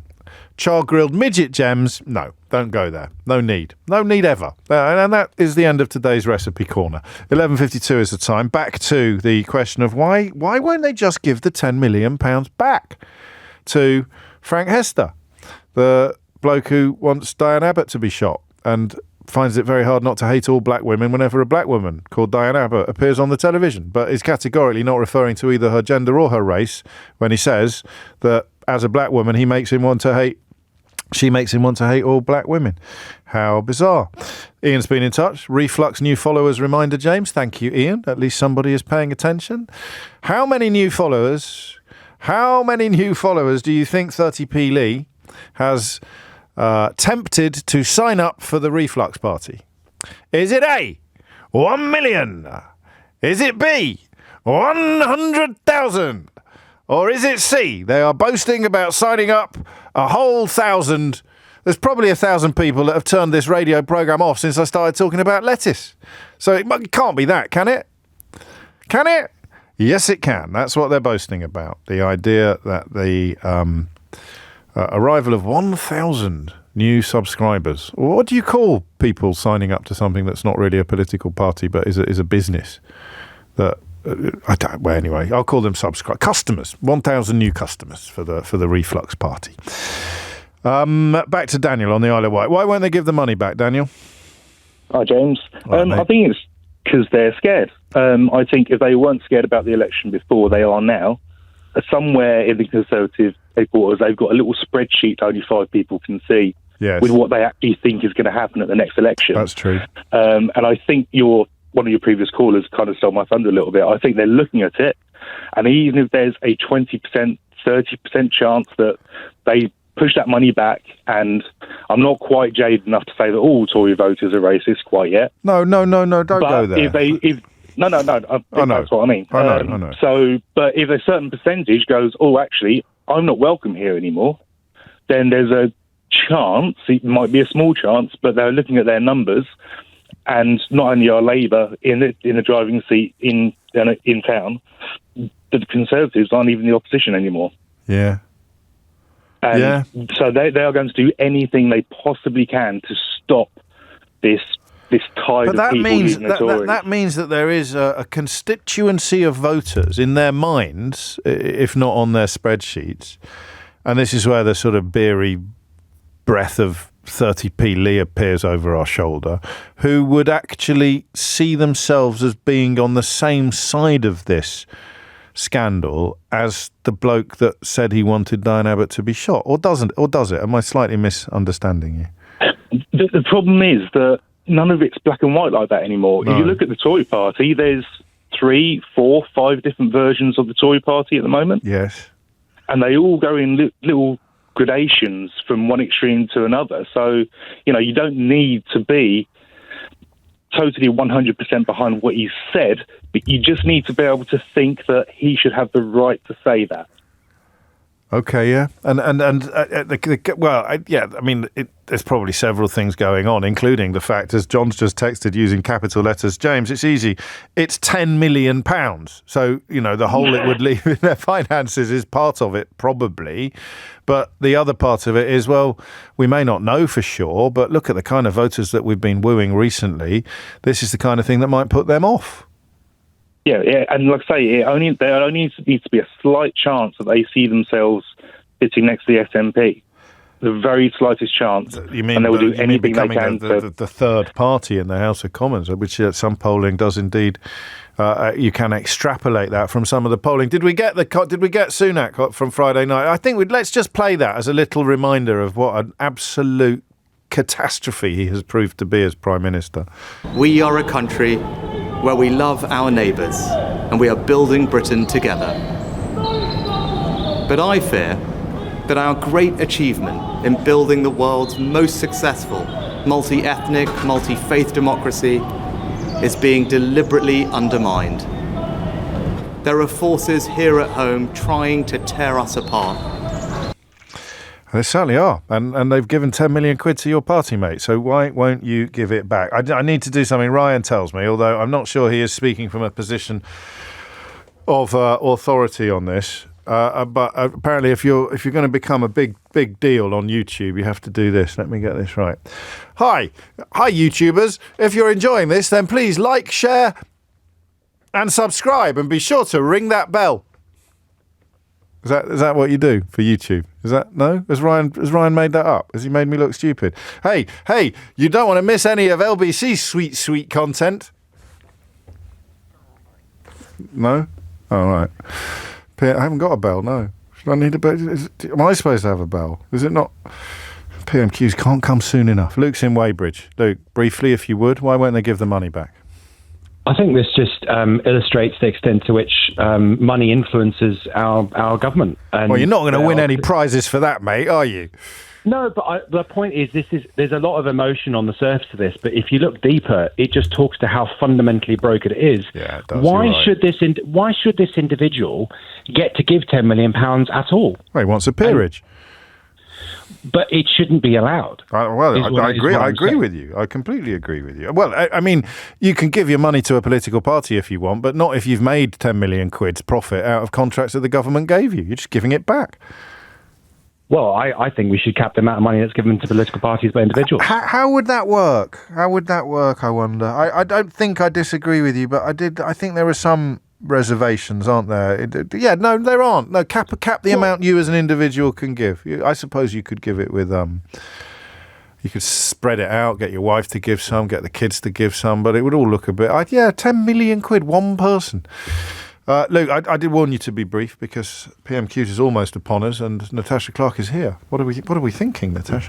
Well, we are surprised sometimes by Sir Keir Starmer. He sometimes doesn't go on the obvious own goal, does he? But obviously this is really all that's been talked about in Westminster for the past 48 hours. If you don't talk about Lee Anderson on Monday as well, which feels like a very long time ago now, but I guess he could go on a combination of those two things. Lee Anderson, reform, the mess of a press conference that we witnessed on Monday. And also, I think if I were Keir, I would be going on, are you in charge of your party or is the business secretary? Because it appears that tweet from Kemi Badenoch was the thing that bounced him into action yesterday, doesn't it? And she's done that before. She did do that. Did she do it before? I believe it was over the post office scandal, wasn't it? Where she weighed in over not Martin Stanford. You always call him Martin Stanford. He's our colleague on LBC News. It's not Martin. It's sorry. Weird. This. What was his name? Who? The post office man that went up against the committee. God, sorry, I've literally had a brain bank. It's contagious. The man that went up against. If you hadn't said Martin, I'd know. Who is it? Kevin? Is it Kevin? No, that's the minister. That's Kevin Hollinrake. I'm sorry, having a complete brain fart today. I'm just pretending not to know because I'm enjoying your discomfort. That's not very funny. No, I'm not really. I've forgotten as well. Okay, anyway, the post office chief that was accused by Kemi Badenoch of bullying a few weeks ago and went up in front of committee and claimed to have proof that he was told to sit on those post office payments until after the election. She weighed in very, very firmly on Twitter, which meant that the government... Go on. Henry Staunton. That's literally nothing to do with what I said, is it? Staunton, Stanford. So that's where it's gone, Natasha. Yeah. You've got Staunton and Stanford in your mind are now interchangeable. And as soon as you go down the Stanford route, up pops Martin. Maybe I'm dyslexic or something. That's I didn't know. Nothing to do with it. But yes, so she's weighed in on Twitter already. She makes running the government even more difficult for the Prime Minister. Deliberately? I mean... Yes. You can't argue that you didn't know what the number 10 line was yesterday, right? So she weighed in. She knew exactly what she was doing when she did. And, after pressure from people like us asking what on earth the Minister for Equalities thinks about this situation, eventually stood out about it. Forgive me. If he doesn't go in on that, what does he go in on? No, I think he probably will. He has to, really, doesn't he? I think he probably will. And like I say, maybe he just goes in on a general Rishi Sunak weakness. What does Sunak come back with? Does he point out that Diane Abbott is not currently a member of the Labour Party, or would that make him... He could point out that Diane Abbott... Because they'll have gamed this. Was suspended from the Labour Party and has not had the whip taken back. And I think she withdrew herself from the inquiry because she didn't have faith in it. So there's not a lot of mileage there. The inquiry into herself. The investigation, like to decide whether or not she gets the whip back, if memory serves. I'm not sure about that, but we've both got holes in our memories today. But I don't see where the mileage is. It's a bit like raising the ghost of Jeremy Corbyn, but what does it prove? That she's not on Labour benches anymore. It doesn't make what Frank Hester said any less racist or misogynistic. No, it doesn't. And, we've had the pressure from the Conservative Mayor, Andy Street, the Mayor for the West Midlands as well. He's got a tricky today. Election on the horizon, of He course. Does, but obviously he's not a man. He's a man that speaks his mind. Yes, he is. And today he has said that the Conservative Party should pay that money back. And you've also got the question of, well, would you take money going forward, which was asked of the Minister, Kevin Hollinrake, on the morning round. If you don't want to hand the money back, that is a fair argument to make, but would you take more money from him going forward? Yeah. Does he have to say that? I'm just trying to think what I would have done in the same. So, well, now you don't understand how hard it is. It would be like trying to get the eggs out of a baked cake, taking that £10 million out of the party machine. So yes, exactly that. We haven't kept the receipts we got. It's all going on Facebook adverts. Your Auntie Doris will wonder what's... Would you take another 10? Oh, no, of course not. Exactly. Not now we've seen the colour of his eyes. Sure, and I think that's exactly why the Conservative Party and the government didn't want to get into this row about what or what was not racist, because they didn't want to answer these questions on what happens next with this absolutely huge donation that they cannot afford to pay back. Well, I don't know. I received considerable support from people listening to the programme when I expressed unhappiness about this. The idea that when Badenoch published her statement on it, she referred to Diane Abbott as Abbott. Now, nothing wrong with referring to politicians by their surname. I do it all the time. I just did it then to Kemi Badenoch. But not in this context. When you're saying, someone has been threatened with death by a donor and you adopt the approach of a prison officer or a school teacher, I thought that was unpleasant, unkind. I think you and I get a lot of stick when we call politicians by their first names, don't we? And I appreciate your point that this is obviously a much more sensitive situation. Maybe she ran out of characters in her tweet. Well, you know that she didn't, because we've counted them, and that's also the reason why she did it in 2 tweets. Well, if you had a tick, have you got a tick yet? Yeah, I don't have a tick, but I've paid for my Twitter subscription, so I can do a long tweet. Why haven't you got a tick? You're part of LBC's crack team of political... Well, you're the leader of LBC's crack team. They took them all away about, a year ago. Outrageous. I blame Elon Musk for that. This is the point in proceedings where I remind you that any minute now we will cross live to the House of Commons when Sir Keir Starmer... Oh, look at that, as if by magic. Thank you, Mr. Speaker. Can I welcome the legislation on the post office scandal? Mr. Speaker, this week we lost the formidable Tommy McAvoy. He served his hometown of Rutherglen and the Labour government with loyalty and good humour, and we send our deepest sympathies to his wife, Eleanor, and their family. We also learned that the Right Honourable Member for Maidenhead will be taking her well-deserved retirement. She has served this House and her constituents with a real sense of duty, and her unwavering commitment to ending modern slavery is commended by all of us. We thank her for her service. Is the Prime Minister proud to be bankrolled by someone using racist and misogynist language when he says the member for Hackney North and Stoke Newington makes you want to hate all black women? Mr. Speaker, the alleged comments were wrong, they were racist, and he has now, as I said, the comments were wrong, they were racist. He has rightly apologised for them, and that remorse should be accepted, Mr. Speaker. There is no place for racism in Britain, and the government that I lead is living proof of that. Mr. Speaker, the man bankrolling the Prime Minister also said that the member for Hackney North should be shot. Shame. How low would he have to sink?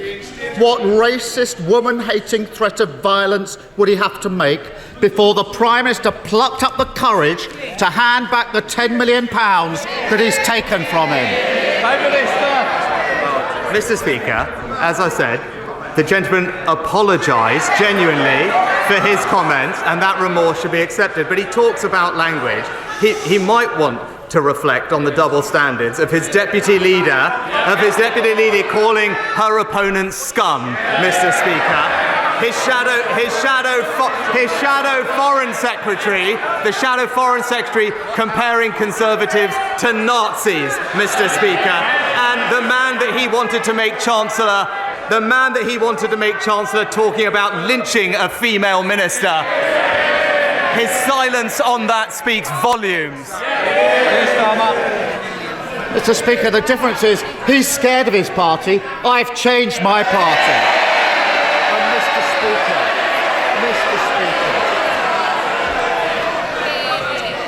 I want to see both the Prime Minister and lead the opposition. Keir Starmer. 2 weeks ago, the Prime Minister invited himself into everyone's living room at 6 o'clock on a Friday evening. No one asked him to give that speech. He chose to do it. He chose to anoint himself as the great healer and pose as some kind of unifier. But when the man bankrolling his election says the member for Hackney North should be shot, he suddenly finds himself tongue-tied, shrinking in sophistry, hoping he can deflect for long enough that we'll all go away. What does the Prime Minister think it was about the hundreds of millions of pounds of NHS contracts given to Frank Hester by his government that first attracted him to giving £10 million to the Tory party in the first place? Prime Minister. Mr. Speaker, I'm absolutely not going to take any lectures from somebody who chose to represent an anti-Semitic terrorist group, Hizb ut-Tahrir, who chose to serve a leader who let anti-Semitism run rife in this Labour Party. Those are his actions, those are his values, and that's how he should be judged. Mr. Speaker, the problem is he's describing a Labour Party that no longer exists. I'm describing the man who is bankrolling their upcoming general election.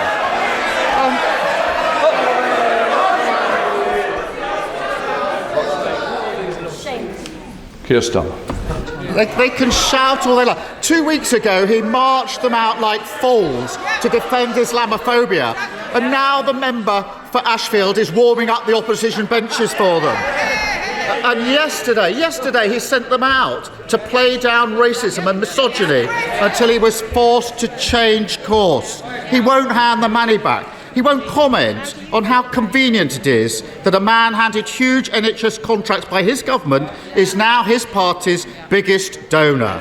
You have to wonder what the point is of a Prime Minister who can't lead and a party that can't govern. And Mr. Speaker, national insurance contributions fund state pensions and the NHS.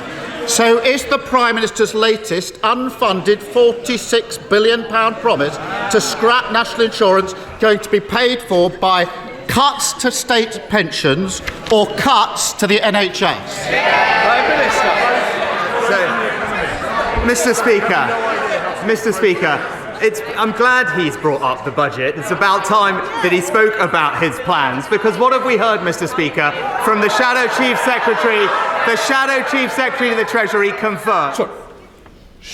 Prime Minister. The Shadow Chief Secretary of the Treasury has confirmed that the Labour Party will not be sticking to the Conservative government spending plans. So we now have a litany of unfunded promises on the NHS, on mental health, on dentistry, on breakfast clubs, and that doesn't even include the £28 billion 2030 eco-pledge that he's still committed to. But what we all know, Mr. Speaker, is that while we're cutting taxes, Labour's unfunded promises mean higher taxes for working Britain. No, Mr. Speaker, the Labour Party will not be sticking to its completely unfunded £46 billion promise. And he thinks he can trick people into believing that, but simply shaking the Tory magic money tree will bring it into existence. Let's be clear. 80% of national insurance is spent on social security and pensions. 20% is spent on the NHS. So he's either cutting pensions or the NHS, or he will have to raise other taxes or borrowing. Which is it, Prime Minister? Mr. Speaker, I know it's not his strong point, but if you actually listened to the Chancellor last week, what he would have seen is NHS spending is going up, Mr. Speaker. It's going up. It's a plan that's backed by the NHS CEO, who says that we're giving her what she needs, and at the same time, we are responsibly cutting taxes for millions of people in work. An average worker benefiting from a £900 tax cut, Mr. Speaker. But what I'm hearing for him is he's against our plans to cut national insurance. The highest tax burden since the Second World War. I did listen to the Chancellor, £46 billion of unfunded commitments. They tried that under the last administration, and everybody else is paying the price. And 2 weeks ago, the Prime Minister promised to crack down on those spreading hate. Today, he shrunk at the first challenge. Last week, he promised fantasy tax cuts. Now he's pretending it can all be paid for with no impact on pensions or the NHS. All we need now, Mr. Speaker, is an especially hardy lettuce, and it could be 2022 all over again.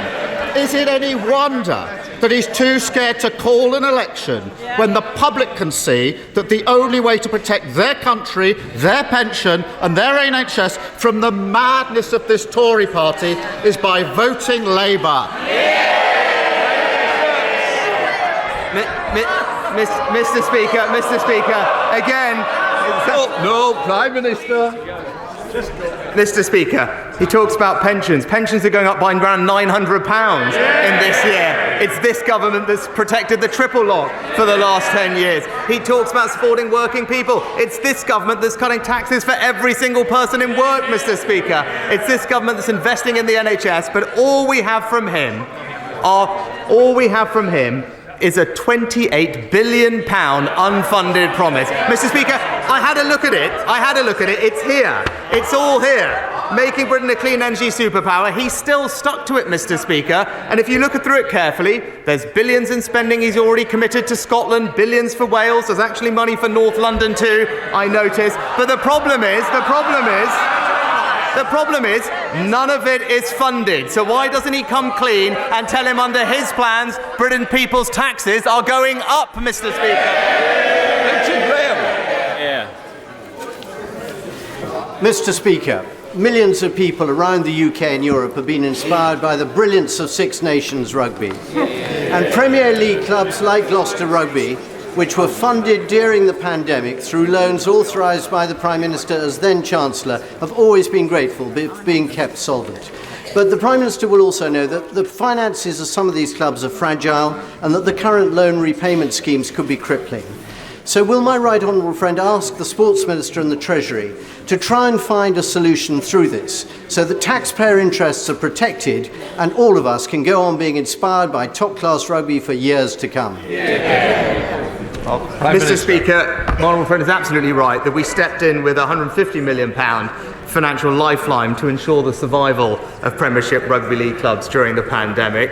And I am told that DCMS is working with Sport England as the agent to talk to borrowers with concerns about their loan agreements, and any ones that do have concerns should contact Sport England in the normal way.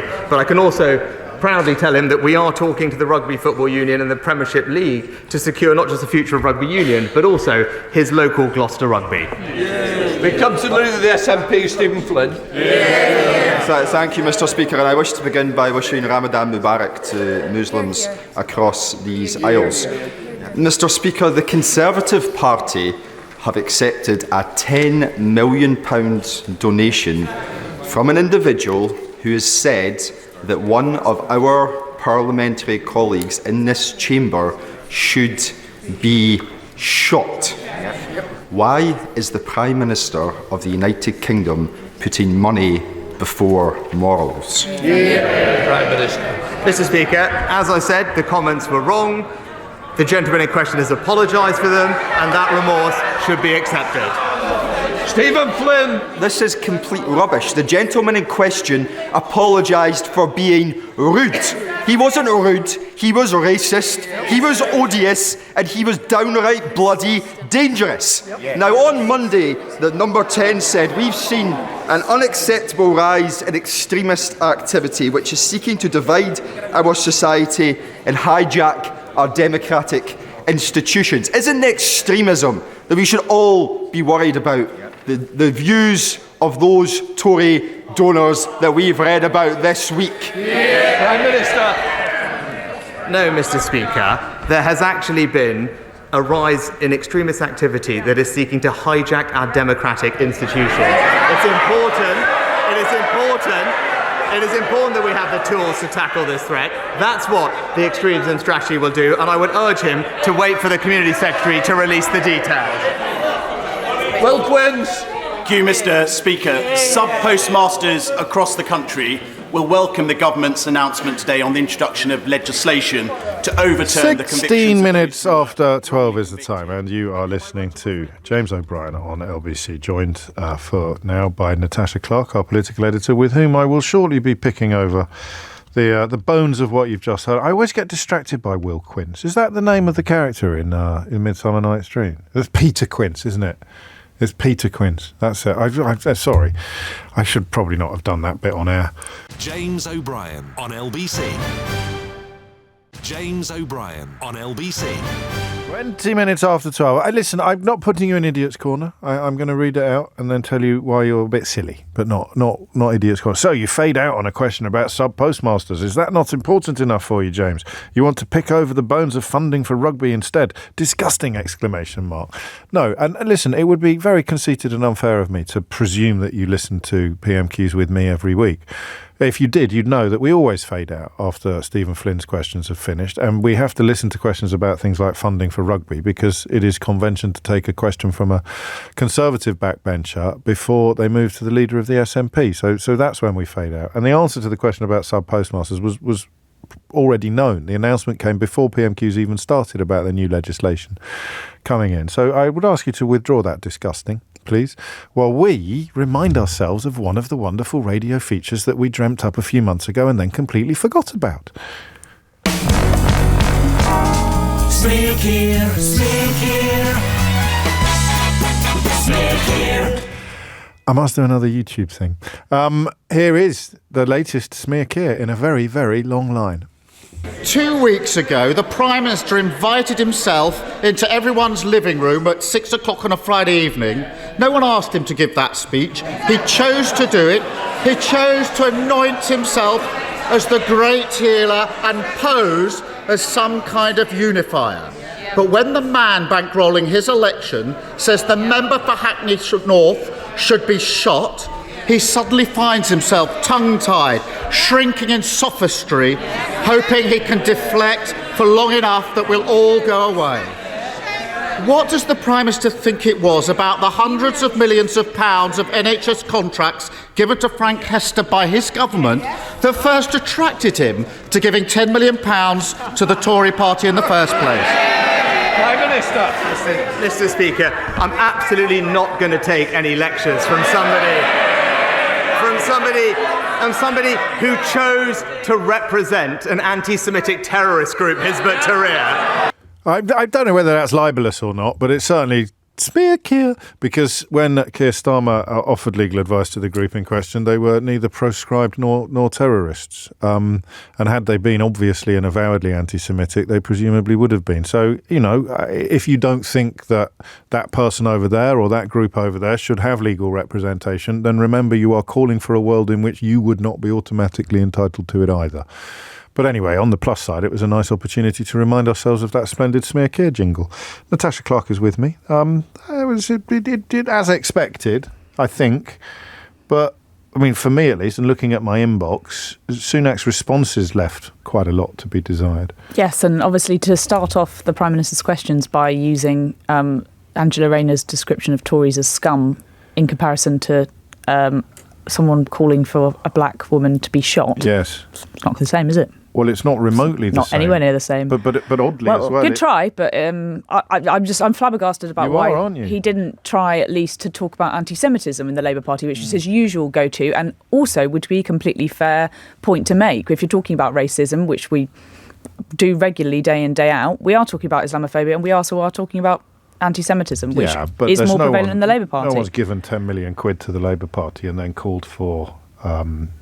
I can't think of any. Didn't the ECHR once say the Labour Party were institutionally anti-Semitic? Yes, of course, but no one's given 10 million quid to the Labour Party and not recently. Then called for a Jewish MP to be no, shot. No, ever. It's not anything the same. No. But I'm surprised why the Prime Minister didn't decide to go on anti-Semitism. I don't know. Maybe they're but deciding what he did to talk later, about... and Starmer correctly said, "I have changed." It reminded me of when I've Tony changed Blair my party. said to John Major, I'm leading my party. He's following his. We're in that kind of territory now. Yeah. What was his comment? Was something like I've changed my party. He's scared of his, which was a nice line. And he does look really weak after this entire 24 hours, and that's sort of what I'm trying to. We're all a bit exhausted about this row, I think, and now looking to what it actually means for the party and for the government, for Parliament.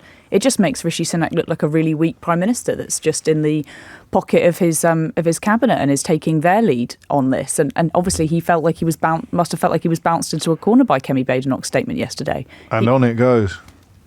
And on it goes. I mean, for what, months? What do you feel about May as a potential election? I don't think May's going to happen. I still don't think it's going to happen. Well, nor do I. I mean, look at the glum faces on the Conservative backbenches. Is that a kind of party which you think is ready to fight a general election? Let alone call one. There's just so much anger, despair and sadness on the Tory backbenches right now. And, completely fair enough. There's a poll that's just come out in the last few hours showing that they're now on the lowest vote share since Liz Truss. And one of the political pollsters commented the last time that a leader was doing so badly, they resigned the week later. Who was that? That was Liz Truss. Oh, sorry. The Tories on the lowest vote share since Liz Truss on 25% and Labour on 43%. And why on earth would you call an election right now?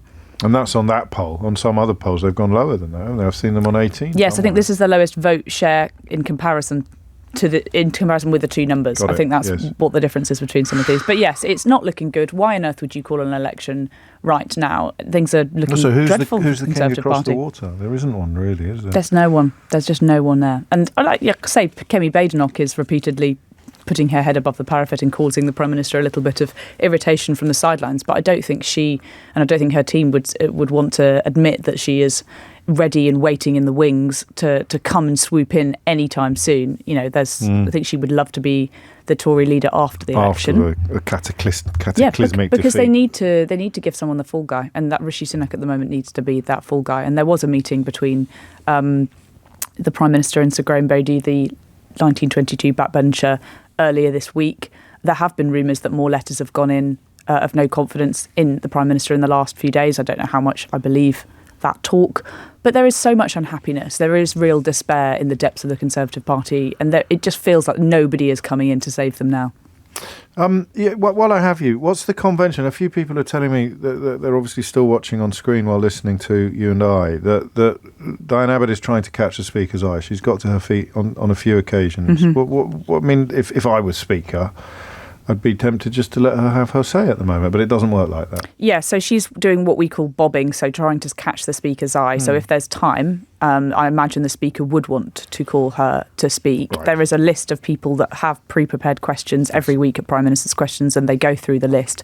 But I imagine on a week like this, you'd want to hear from Diane, but I imagine the Speaker will be sympathetic to her. And if she does, we will take right through there. Of course we will. If she is invited to ask a question, she may not ask a question. She may make a contribution, but we shall carry that. And if it doesn't happen on our watch, I'm sure Sheila will as well. It is a mad little period then of British politics, because everything is falling apart for the party of government. The country's falling apart. Nothing works. Country is broken, as a best-selling book has explained in great detail, I'm told. Haven't read it. Hate that guy. Who? And yet the prospect of an election is months and months away. I think we've been in this. We've been in this for 3 months. We've been in this limbo, haven't we? And it does feel like a limbo. It does. And still, the government aren't doing anything. The MPs come in on a Monday afternoon and they leave by a Wednesday. There are people who will be going home today, back to their constituencies, in a desperate attempt to try and cling on to their seats. And Parliament will be dead again by Thursday, Friday, and nothing is going on. We've got private members' bills later this week on a Friday where backbench MPs try and get their stuff through the Commons. But in terms of our government agenda, what really are we waiting for? The prisoners' bill, which we've been told is been delayed yet again, despite Alex Chalk saying that we're actually running out of prison spaces and we really need to pass these laws now. But they're worried that they're going to face a backbench rebellion from the likes of Suella Braverman, who is going to try and amend it and cause yet another headache for the Prime Minister. And we're still waiting for the Rwanda bill to get back from the Lords. What else other bits of legislation are we waiting for? Rishi Sunak's smoking ban still hasn't come through. I think he'll want to do that at some point. But apart from that, can you name any real bits of flagship laws that this Parliament are expected to get through before this election? I'm sure there is much more to do, but I don't think any of it is really a priority. It's just very odd. And finally, I often cite Mr. McCorber at times like this, and the old line from David Copperfield, "Something will come up." I can't imagine what, even in his most fevered imaginings, Rishi Sunak is lying in bed at night. What is he hoping for? I don't know. A positive summer where, we had a slight slither of good news from some GDP looking slightly more up to date. Is that the start of things to come? Could interest rates start to fall? Could we have a lovely summer of sport? We've got the Olympics coming up, the Euros, maybe. I don't know. I really don't. But it really does feel like we're pulling, reaching our hand down the back of the sofa, trying to find some hope for the Conservative Party. And I just don't. I cannot see where it's coming from. Lint. Yes, I'm not pulling up much from behind the back of the sofa. I'm shaking the Tory magic money tree, and there's nothing coming out. 12:30. Thank you, Natasha. Amelia Cox is here now with your headlines. James O'Brien on LBC. James O'Brien on LBC. It is 12:34. You're listening to James O'Brien on LBC. I nearly wrote a book about trolls once. I can't remember whether I ever told you this. I was approached some years ago to do it when there was still a sort of novelty value attached to people who seem to spend their entire lives on social media, desperately trying to attract the attention or get under the skin of people that they were unlikely ever to meet in real life. And it started off being weird, and then it became slightly troubling, and then it became funny, and then it, just as things often do, became a little bit meh. You just sort of had a curious mixture of, God, these poor old souls, and then possibly a sense of relief that every minute they spent trying to insult you online, they weren't actually inflicting their vile personalities on their family. But I didn't write it because I didn't think it'd be interesting to anybody else. Something's changed since then.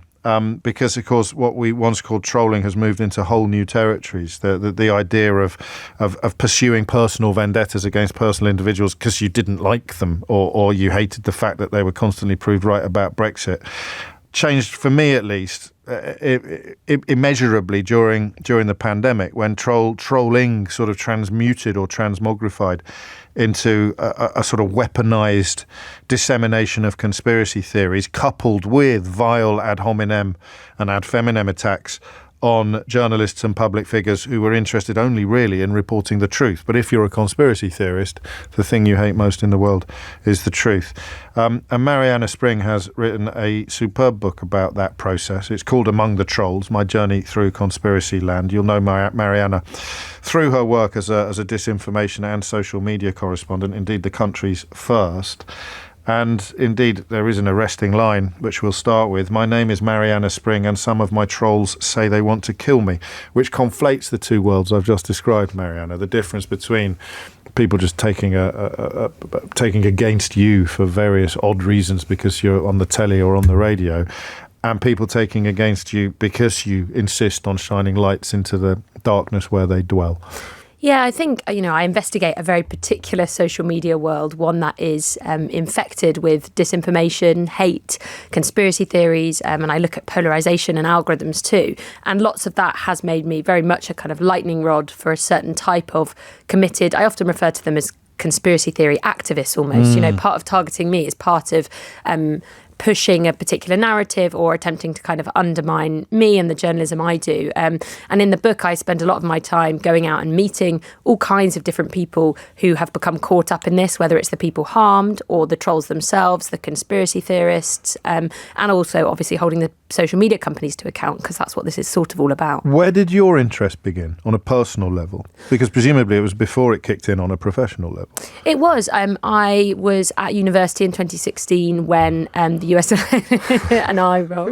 US election was happening, and it was at that time there were loads of allegations about foreign influence operations, Russia, and I became really interested in particularly the way that social media can affect our democratic processes, or how social media affects, I think, the fabric of our society. And the journalism I do, I hope, goes kind of beyond tech journalism in that traditional way, but actually looking at the kind of sociology of this all, like how does it affect the way our world works? And so when I started, around the time I started doing this job, we had, the 2019 election. We obviously had the pandemic, which resulted in this huge proliferation of conspiracy theories and disinformation. And so for me, I think it really started there. I thought, oh, hang on a second, this thing I've grown up with is now affecting the fabric of our societies, really. We did something during lockdown that I thought we probably learned from you, actually, which was I didn't want to open up the phone lines to people telling me that Bill Gates was trying to inject a microchip into my bloodstream that would track all of my purchases and give him, I forget the details.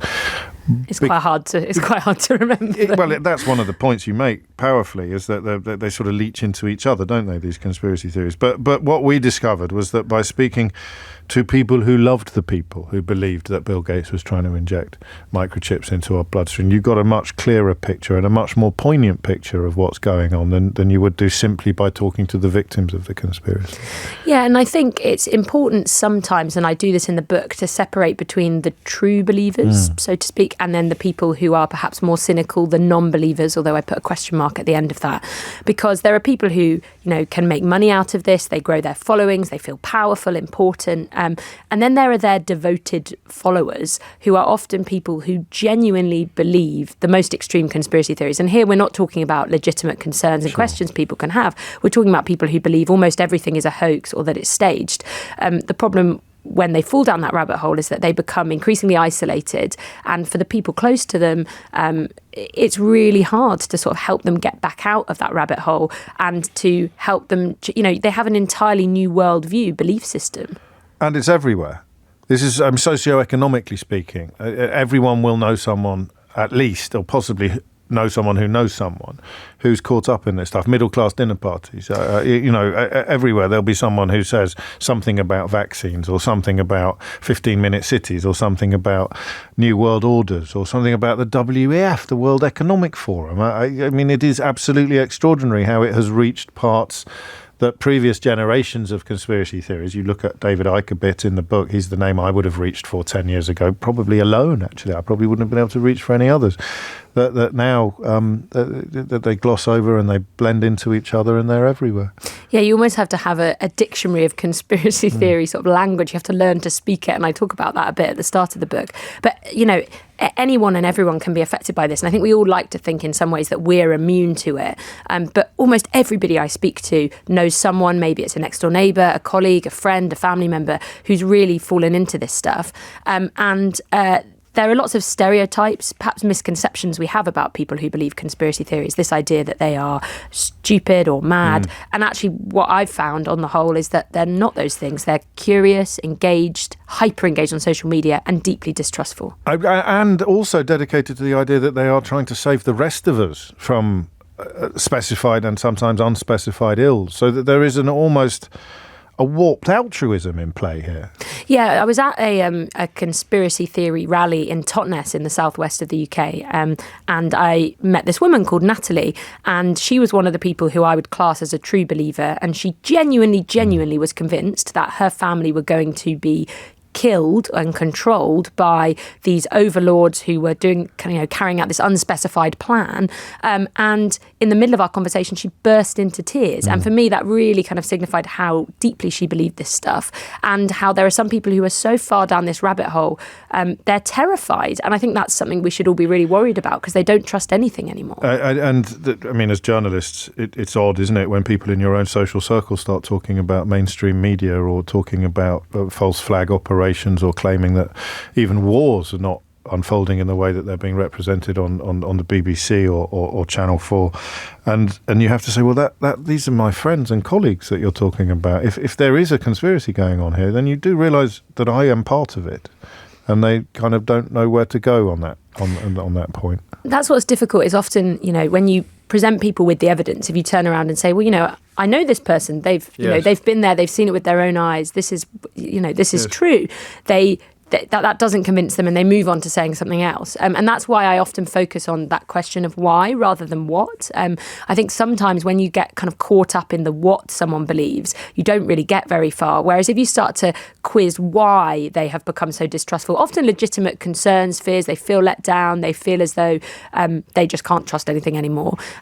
That's when you start to be able to uncover, I think, a lot more about how this all works and the way social media is affecting them as well. And this is where you're particularly powerful on the threat that this poses to democracy itself, because an uninformed vote is not really a proper vote at all, or a misinformed vote, or a vote born of conspiracy theory is a threat to what we understand democracy to mean. Yeah, a lot of the people I meet who are very deep into what I call conspiracy land in the book are people who almost position themselves totally outside of the political system. They feel very politically homeless, and they just do not trust or believe in the system. And there's one point where I'm talking to the editor of a conspiracy theory newspaper, and he says to me, wouldn't it be great if we just kind of got rid of all of the institutions and everything, and we just sort of cracked on and did our own thing? And I said, well, that's kind of like the systems we rely on. And there are, absolutely, people raise legitimate examples of corruption, wrongdoing, bad stuff that happens. But if people no longer believe or trust in the systems that we rely on for society to work, we're in quite a tricky place. Do you have a magic bullet? A lot of people listening will be wondering what to do if you encounter someone, because you mentioned presenting Natalie with lots and lots of evidence, and you will either burst into tears, move along, or I suppose in the worst case scenario, sort of attack you, which, you detail the statistics of the social media posts targeting you personally, you specifically in the book, and it's chilling. Even by my standards, these numbers are extraordinary. But do you have a get out of jail free card? Do you have something you do to move the conversation to healthier places? I think there isn't necessarily a super straightforward solution. I think there is some really good advice that I've kind of gathered from speaking to people who've managed to leave these conspiracy theory movements, also from experts, psychologists, and all of them say, don't give up, keep having those conversations, be patient.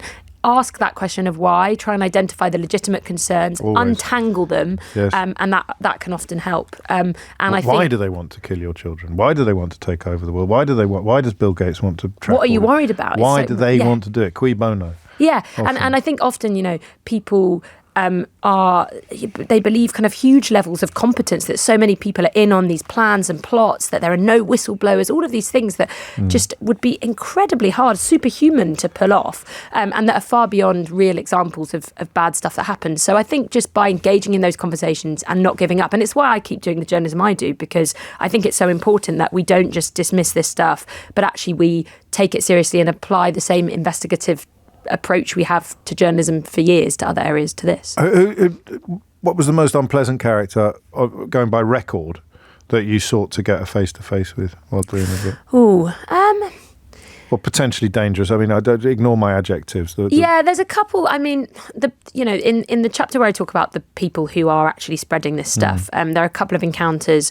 One with a conspiracy theory newspaper editor who I agreed could interview me as well, because I'm really happy for people to ask me questions. And that was an almost 4-hour long interview back and forth, and that was very revealing, I think, more so in just like how the dynamics played out than necessarily what was said. There's also a conspiracy theorist who has tracked down Manchester Arena survivors of the bombing. Yes, this is terrible. Yeah, and I confronted him at a market stall he ran where, he later admitted to having spied on one of the survivors who has been left severely disabled after the attack, a young woman, but refused to answer any of my questions. And that, I was really struck by, for me, it felt like the first time this person had ever been confronted with the reality and the harm of what he'd done. And I think that's important here. This book, I hope, is me going out and investigating on behalf of members of the public who have had horrible things happen to them on social media,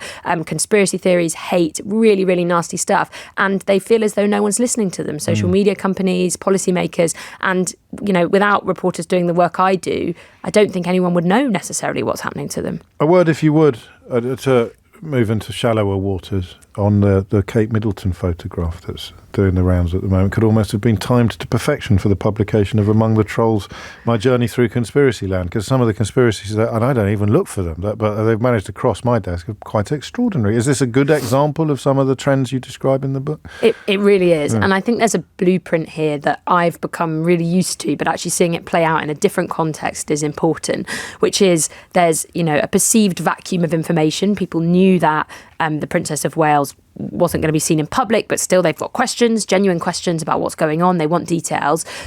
People then start posting. They want to know more. They pour, they analyse every single thing that comes their way. Then there is this actual example of an edited photograph. It further fuels the really extreme conspiracy theories. If they can do that, then they must be doing that. The amateur sleuths are on it. I'm sure lots of people have seen the videos of people unpicking every single thing. It does have an impact as well. I mean, some of the content is very satirical, but some of it is, it's about trust in again here, the sort of royal family, and there's real people at the centre of this as well, and they're kind of at the heart of this storm. So it's I feel like my trolls would like to say maybe I've secretly edited the photograph. That'd be nice. That'd be great my publicity. Book, but that's not the case. A few texts. You in the mood for this? Oh yeah, okay, go Ready? for it. You could probably end them if I give you the SAS Andy tells us there's no such thing as COVID vaccines.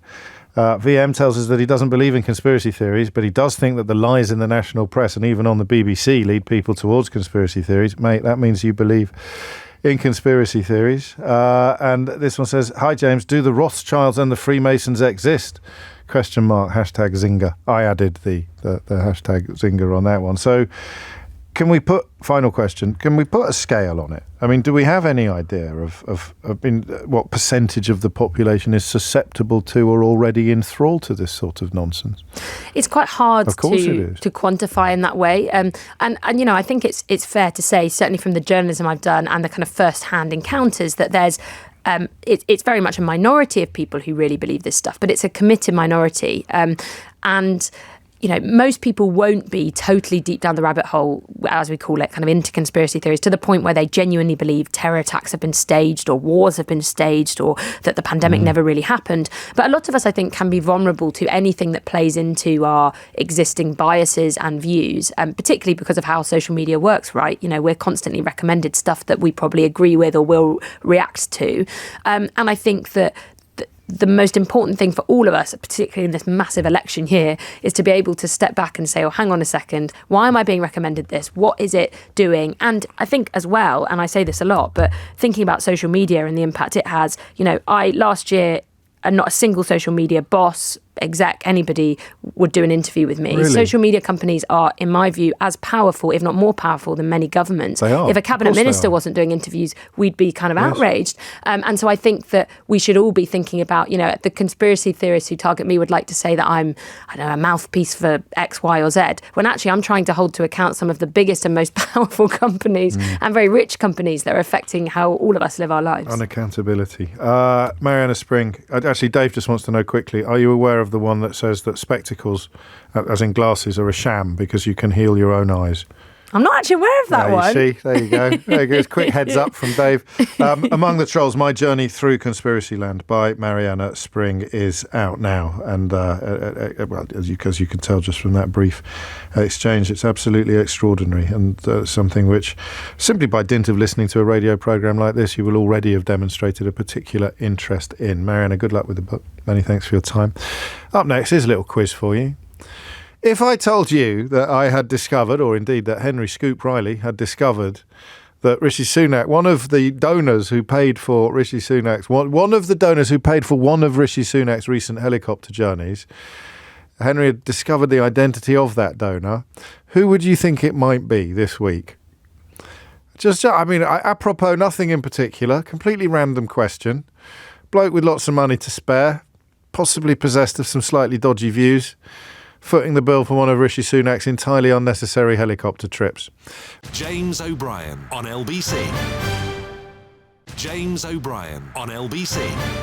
I've been absolutely treating the breaks with contempt today. I can't believe we've got hardly any little time. So I'll give you I'm very sorry for that, actually, to everybody involved. So I'm going to shut up. Henry Riley's here. He's always good value. I don't know if you've been catching up with him on overnights lately, standing in for Clive Bull. This kid's got a future. Let me tell you that. So I'll be quiet now and let you just take it away. Oh. You can finish the show. Goodness me. Thank you very much. Well, as you were alluding to earlier, James, I was checking the Register of Interest, which is basically where MPs have to declare all of their financial ongoings. And I noticed that on the 6th of December, it was declared that the Phoenix Partnership, TPP, which of course is owned by Frank Hester, had paid £15,900 for a helicopter trip to fly Rishi Sunak to, quotes, a political visit. Now, that actually transpires. He went from Battersea helipad to Yorkshire. That was do you remember the sideways hammer trip when he's trying to whack in a nail? In his defence, he was told to do that, but that's why that particular trip was famous. Whilst you were talking to Mariana Spring, Marsha de Cordova-Reid actually raised that in the House of Commons. In November, the Prime Minister accepted a non-cash donation to the tune of £15,000 from Frank Hester for the use of his helicopter. So will he reimburse him, yes or no? No, Mr. Speaker, and I'm pleased that the gentleman is supporting a party that represents one of the most diverse governments in this country's history, led by this country's first British Asian Prime Minister. And then lastly, James, in terms of the donations at the moment, so since 2023, £94 million has been donated to political parties in the UK. More than half of that has gone to the Conservatives. That's £48 million. The Conservatives have the highest amount of individual donors. So that's people like Frank Hester. That's 35 million of that 48 has gone on individual donations, £10 million from companies. And the big question is, what exactly does this money get spent on? £10 million from Mr. Hester. Well, I've been speaking with Dr. Sam Power, who is a senior lecturer in politics at the University of Sussex, and he told me. At elections, above and beyond anything else, about 40% of all money spent at the 2019 general election, for example, is on leaflets and leaflet drops and mailing and your sort of boots on the ground campaign activity. So whilst we sort of think about, I suppose, social media and advertising as one of those big election spends, that's actually not nowhere near as much as your campaign activity, paying for leaflets, paying for those leaflets to be delivered as well. So that's primarily what money is spent on. And then in terms of the other costs, so about 40% on leaflets and sort of campaign visits is Facebook advertising. He also told me that strategists and consultants, of course, cost a lot of money. And at election, as you imagine, those costs increase. So there are possibly some answers there to the question of why they can't or why they won't or why they haven't given it back. Henry Riley, great stuff, as always. That's it from me for today. If you missed any of today's show, you can listen back on Catch Up on Global Player, the official LBC app, where you can also pause and rewind live radio. Download it now for free from your app store or head to globalplayer.com. Quick word to Dave, who's been in touch just when I introduced Henry. He said, James keeps stum for 4 minutes. No way. In your face, Dave. Coming up at 4 on LBC, it's Lewis Goodall standing in for Tom Swarbrick, but now it's time for Sheila Fogarty. I've seen it happen. I've seen it happen once or twice. James O'Brien on LBC.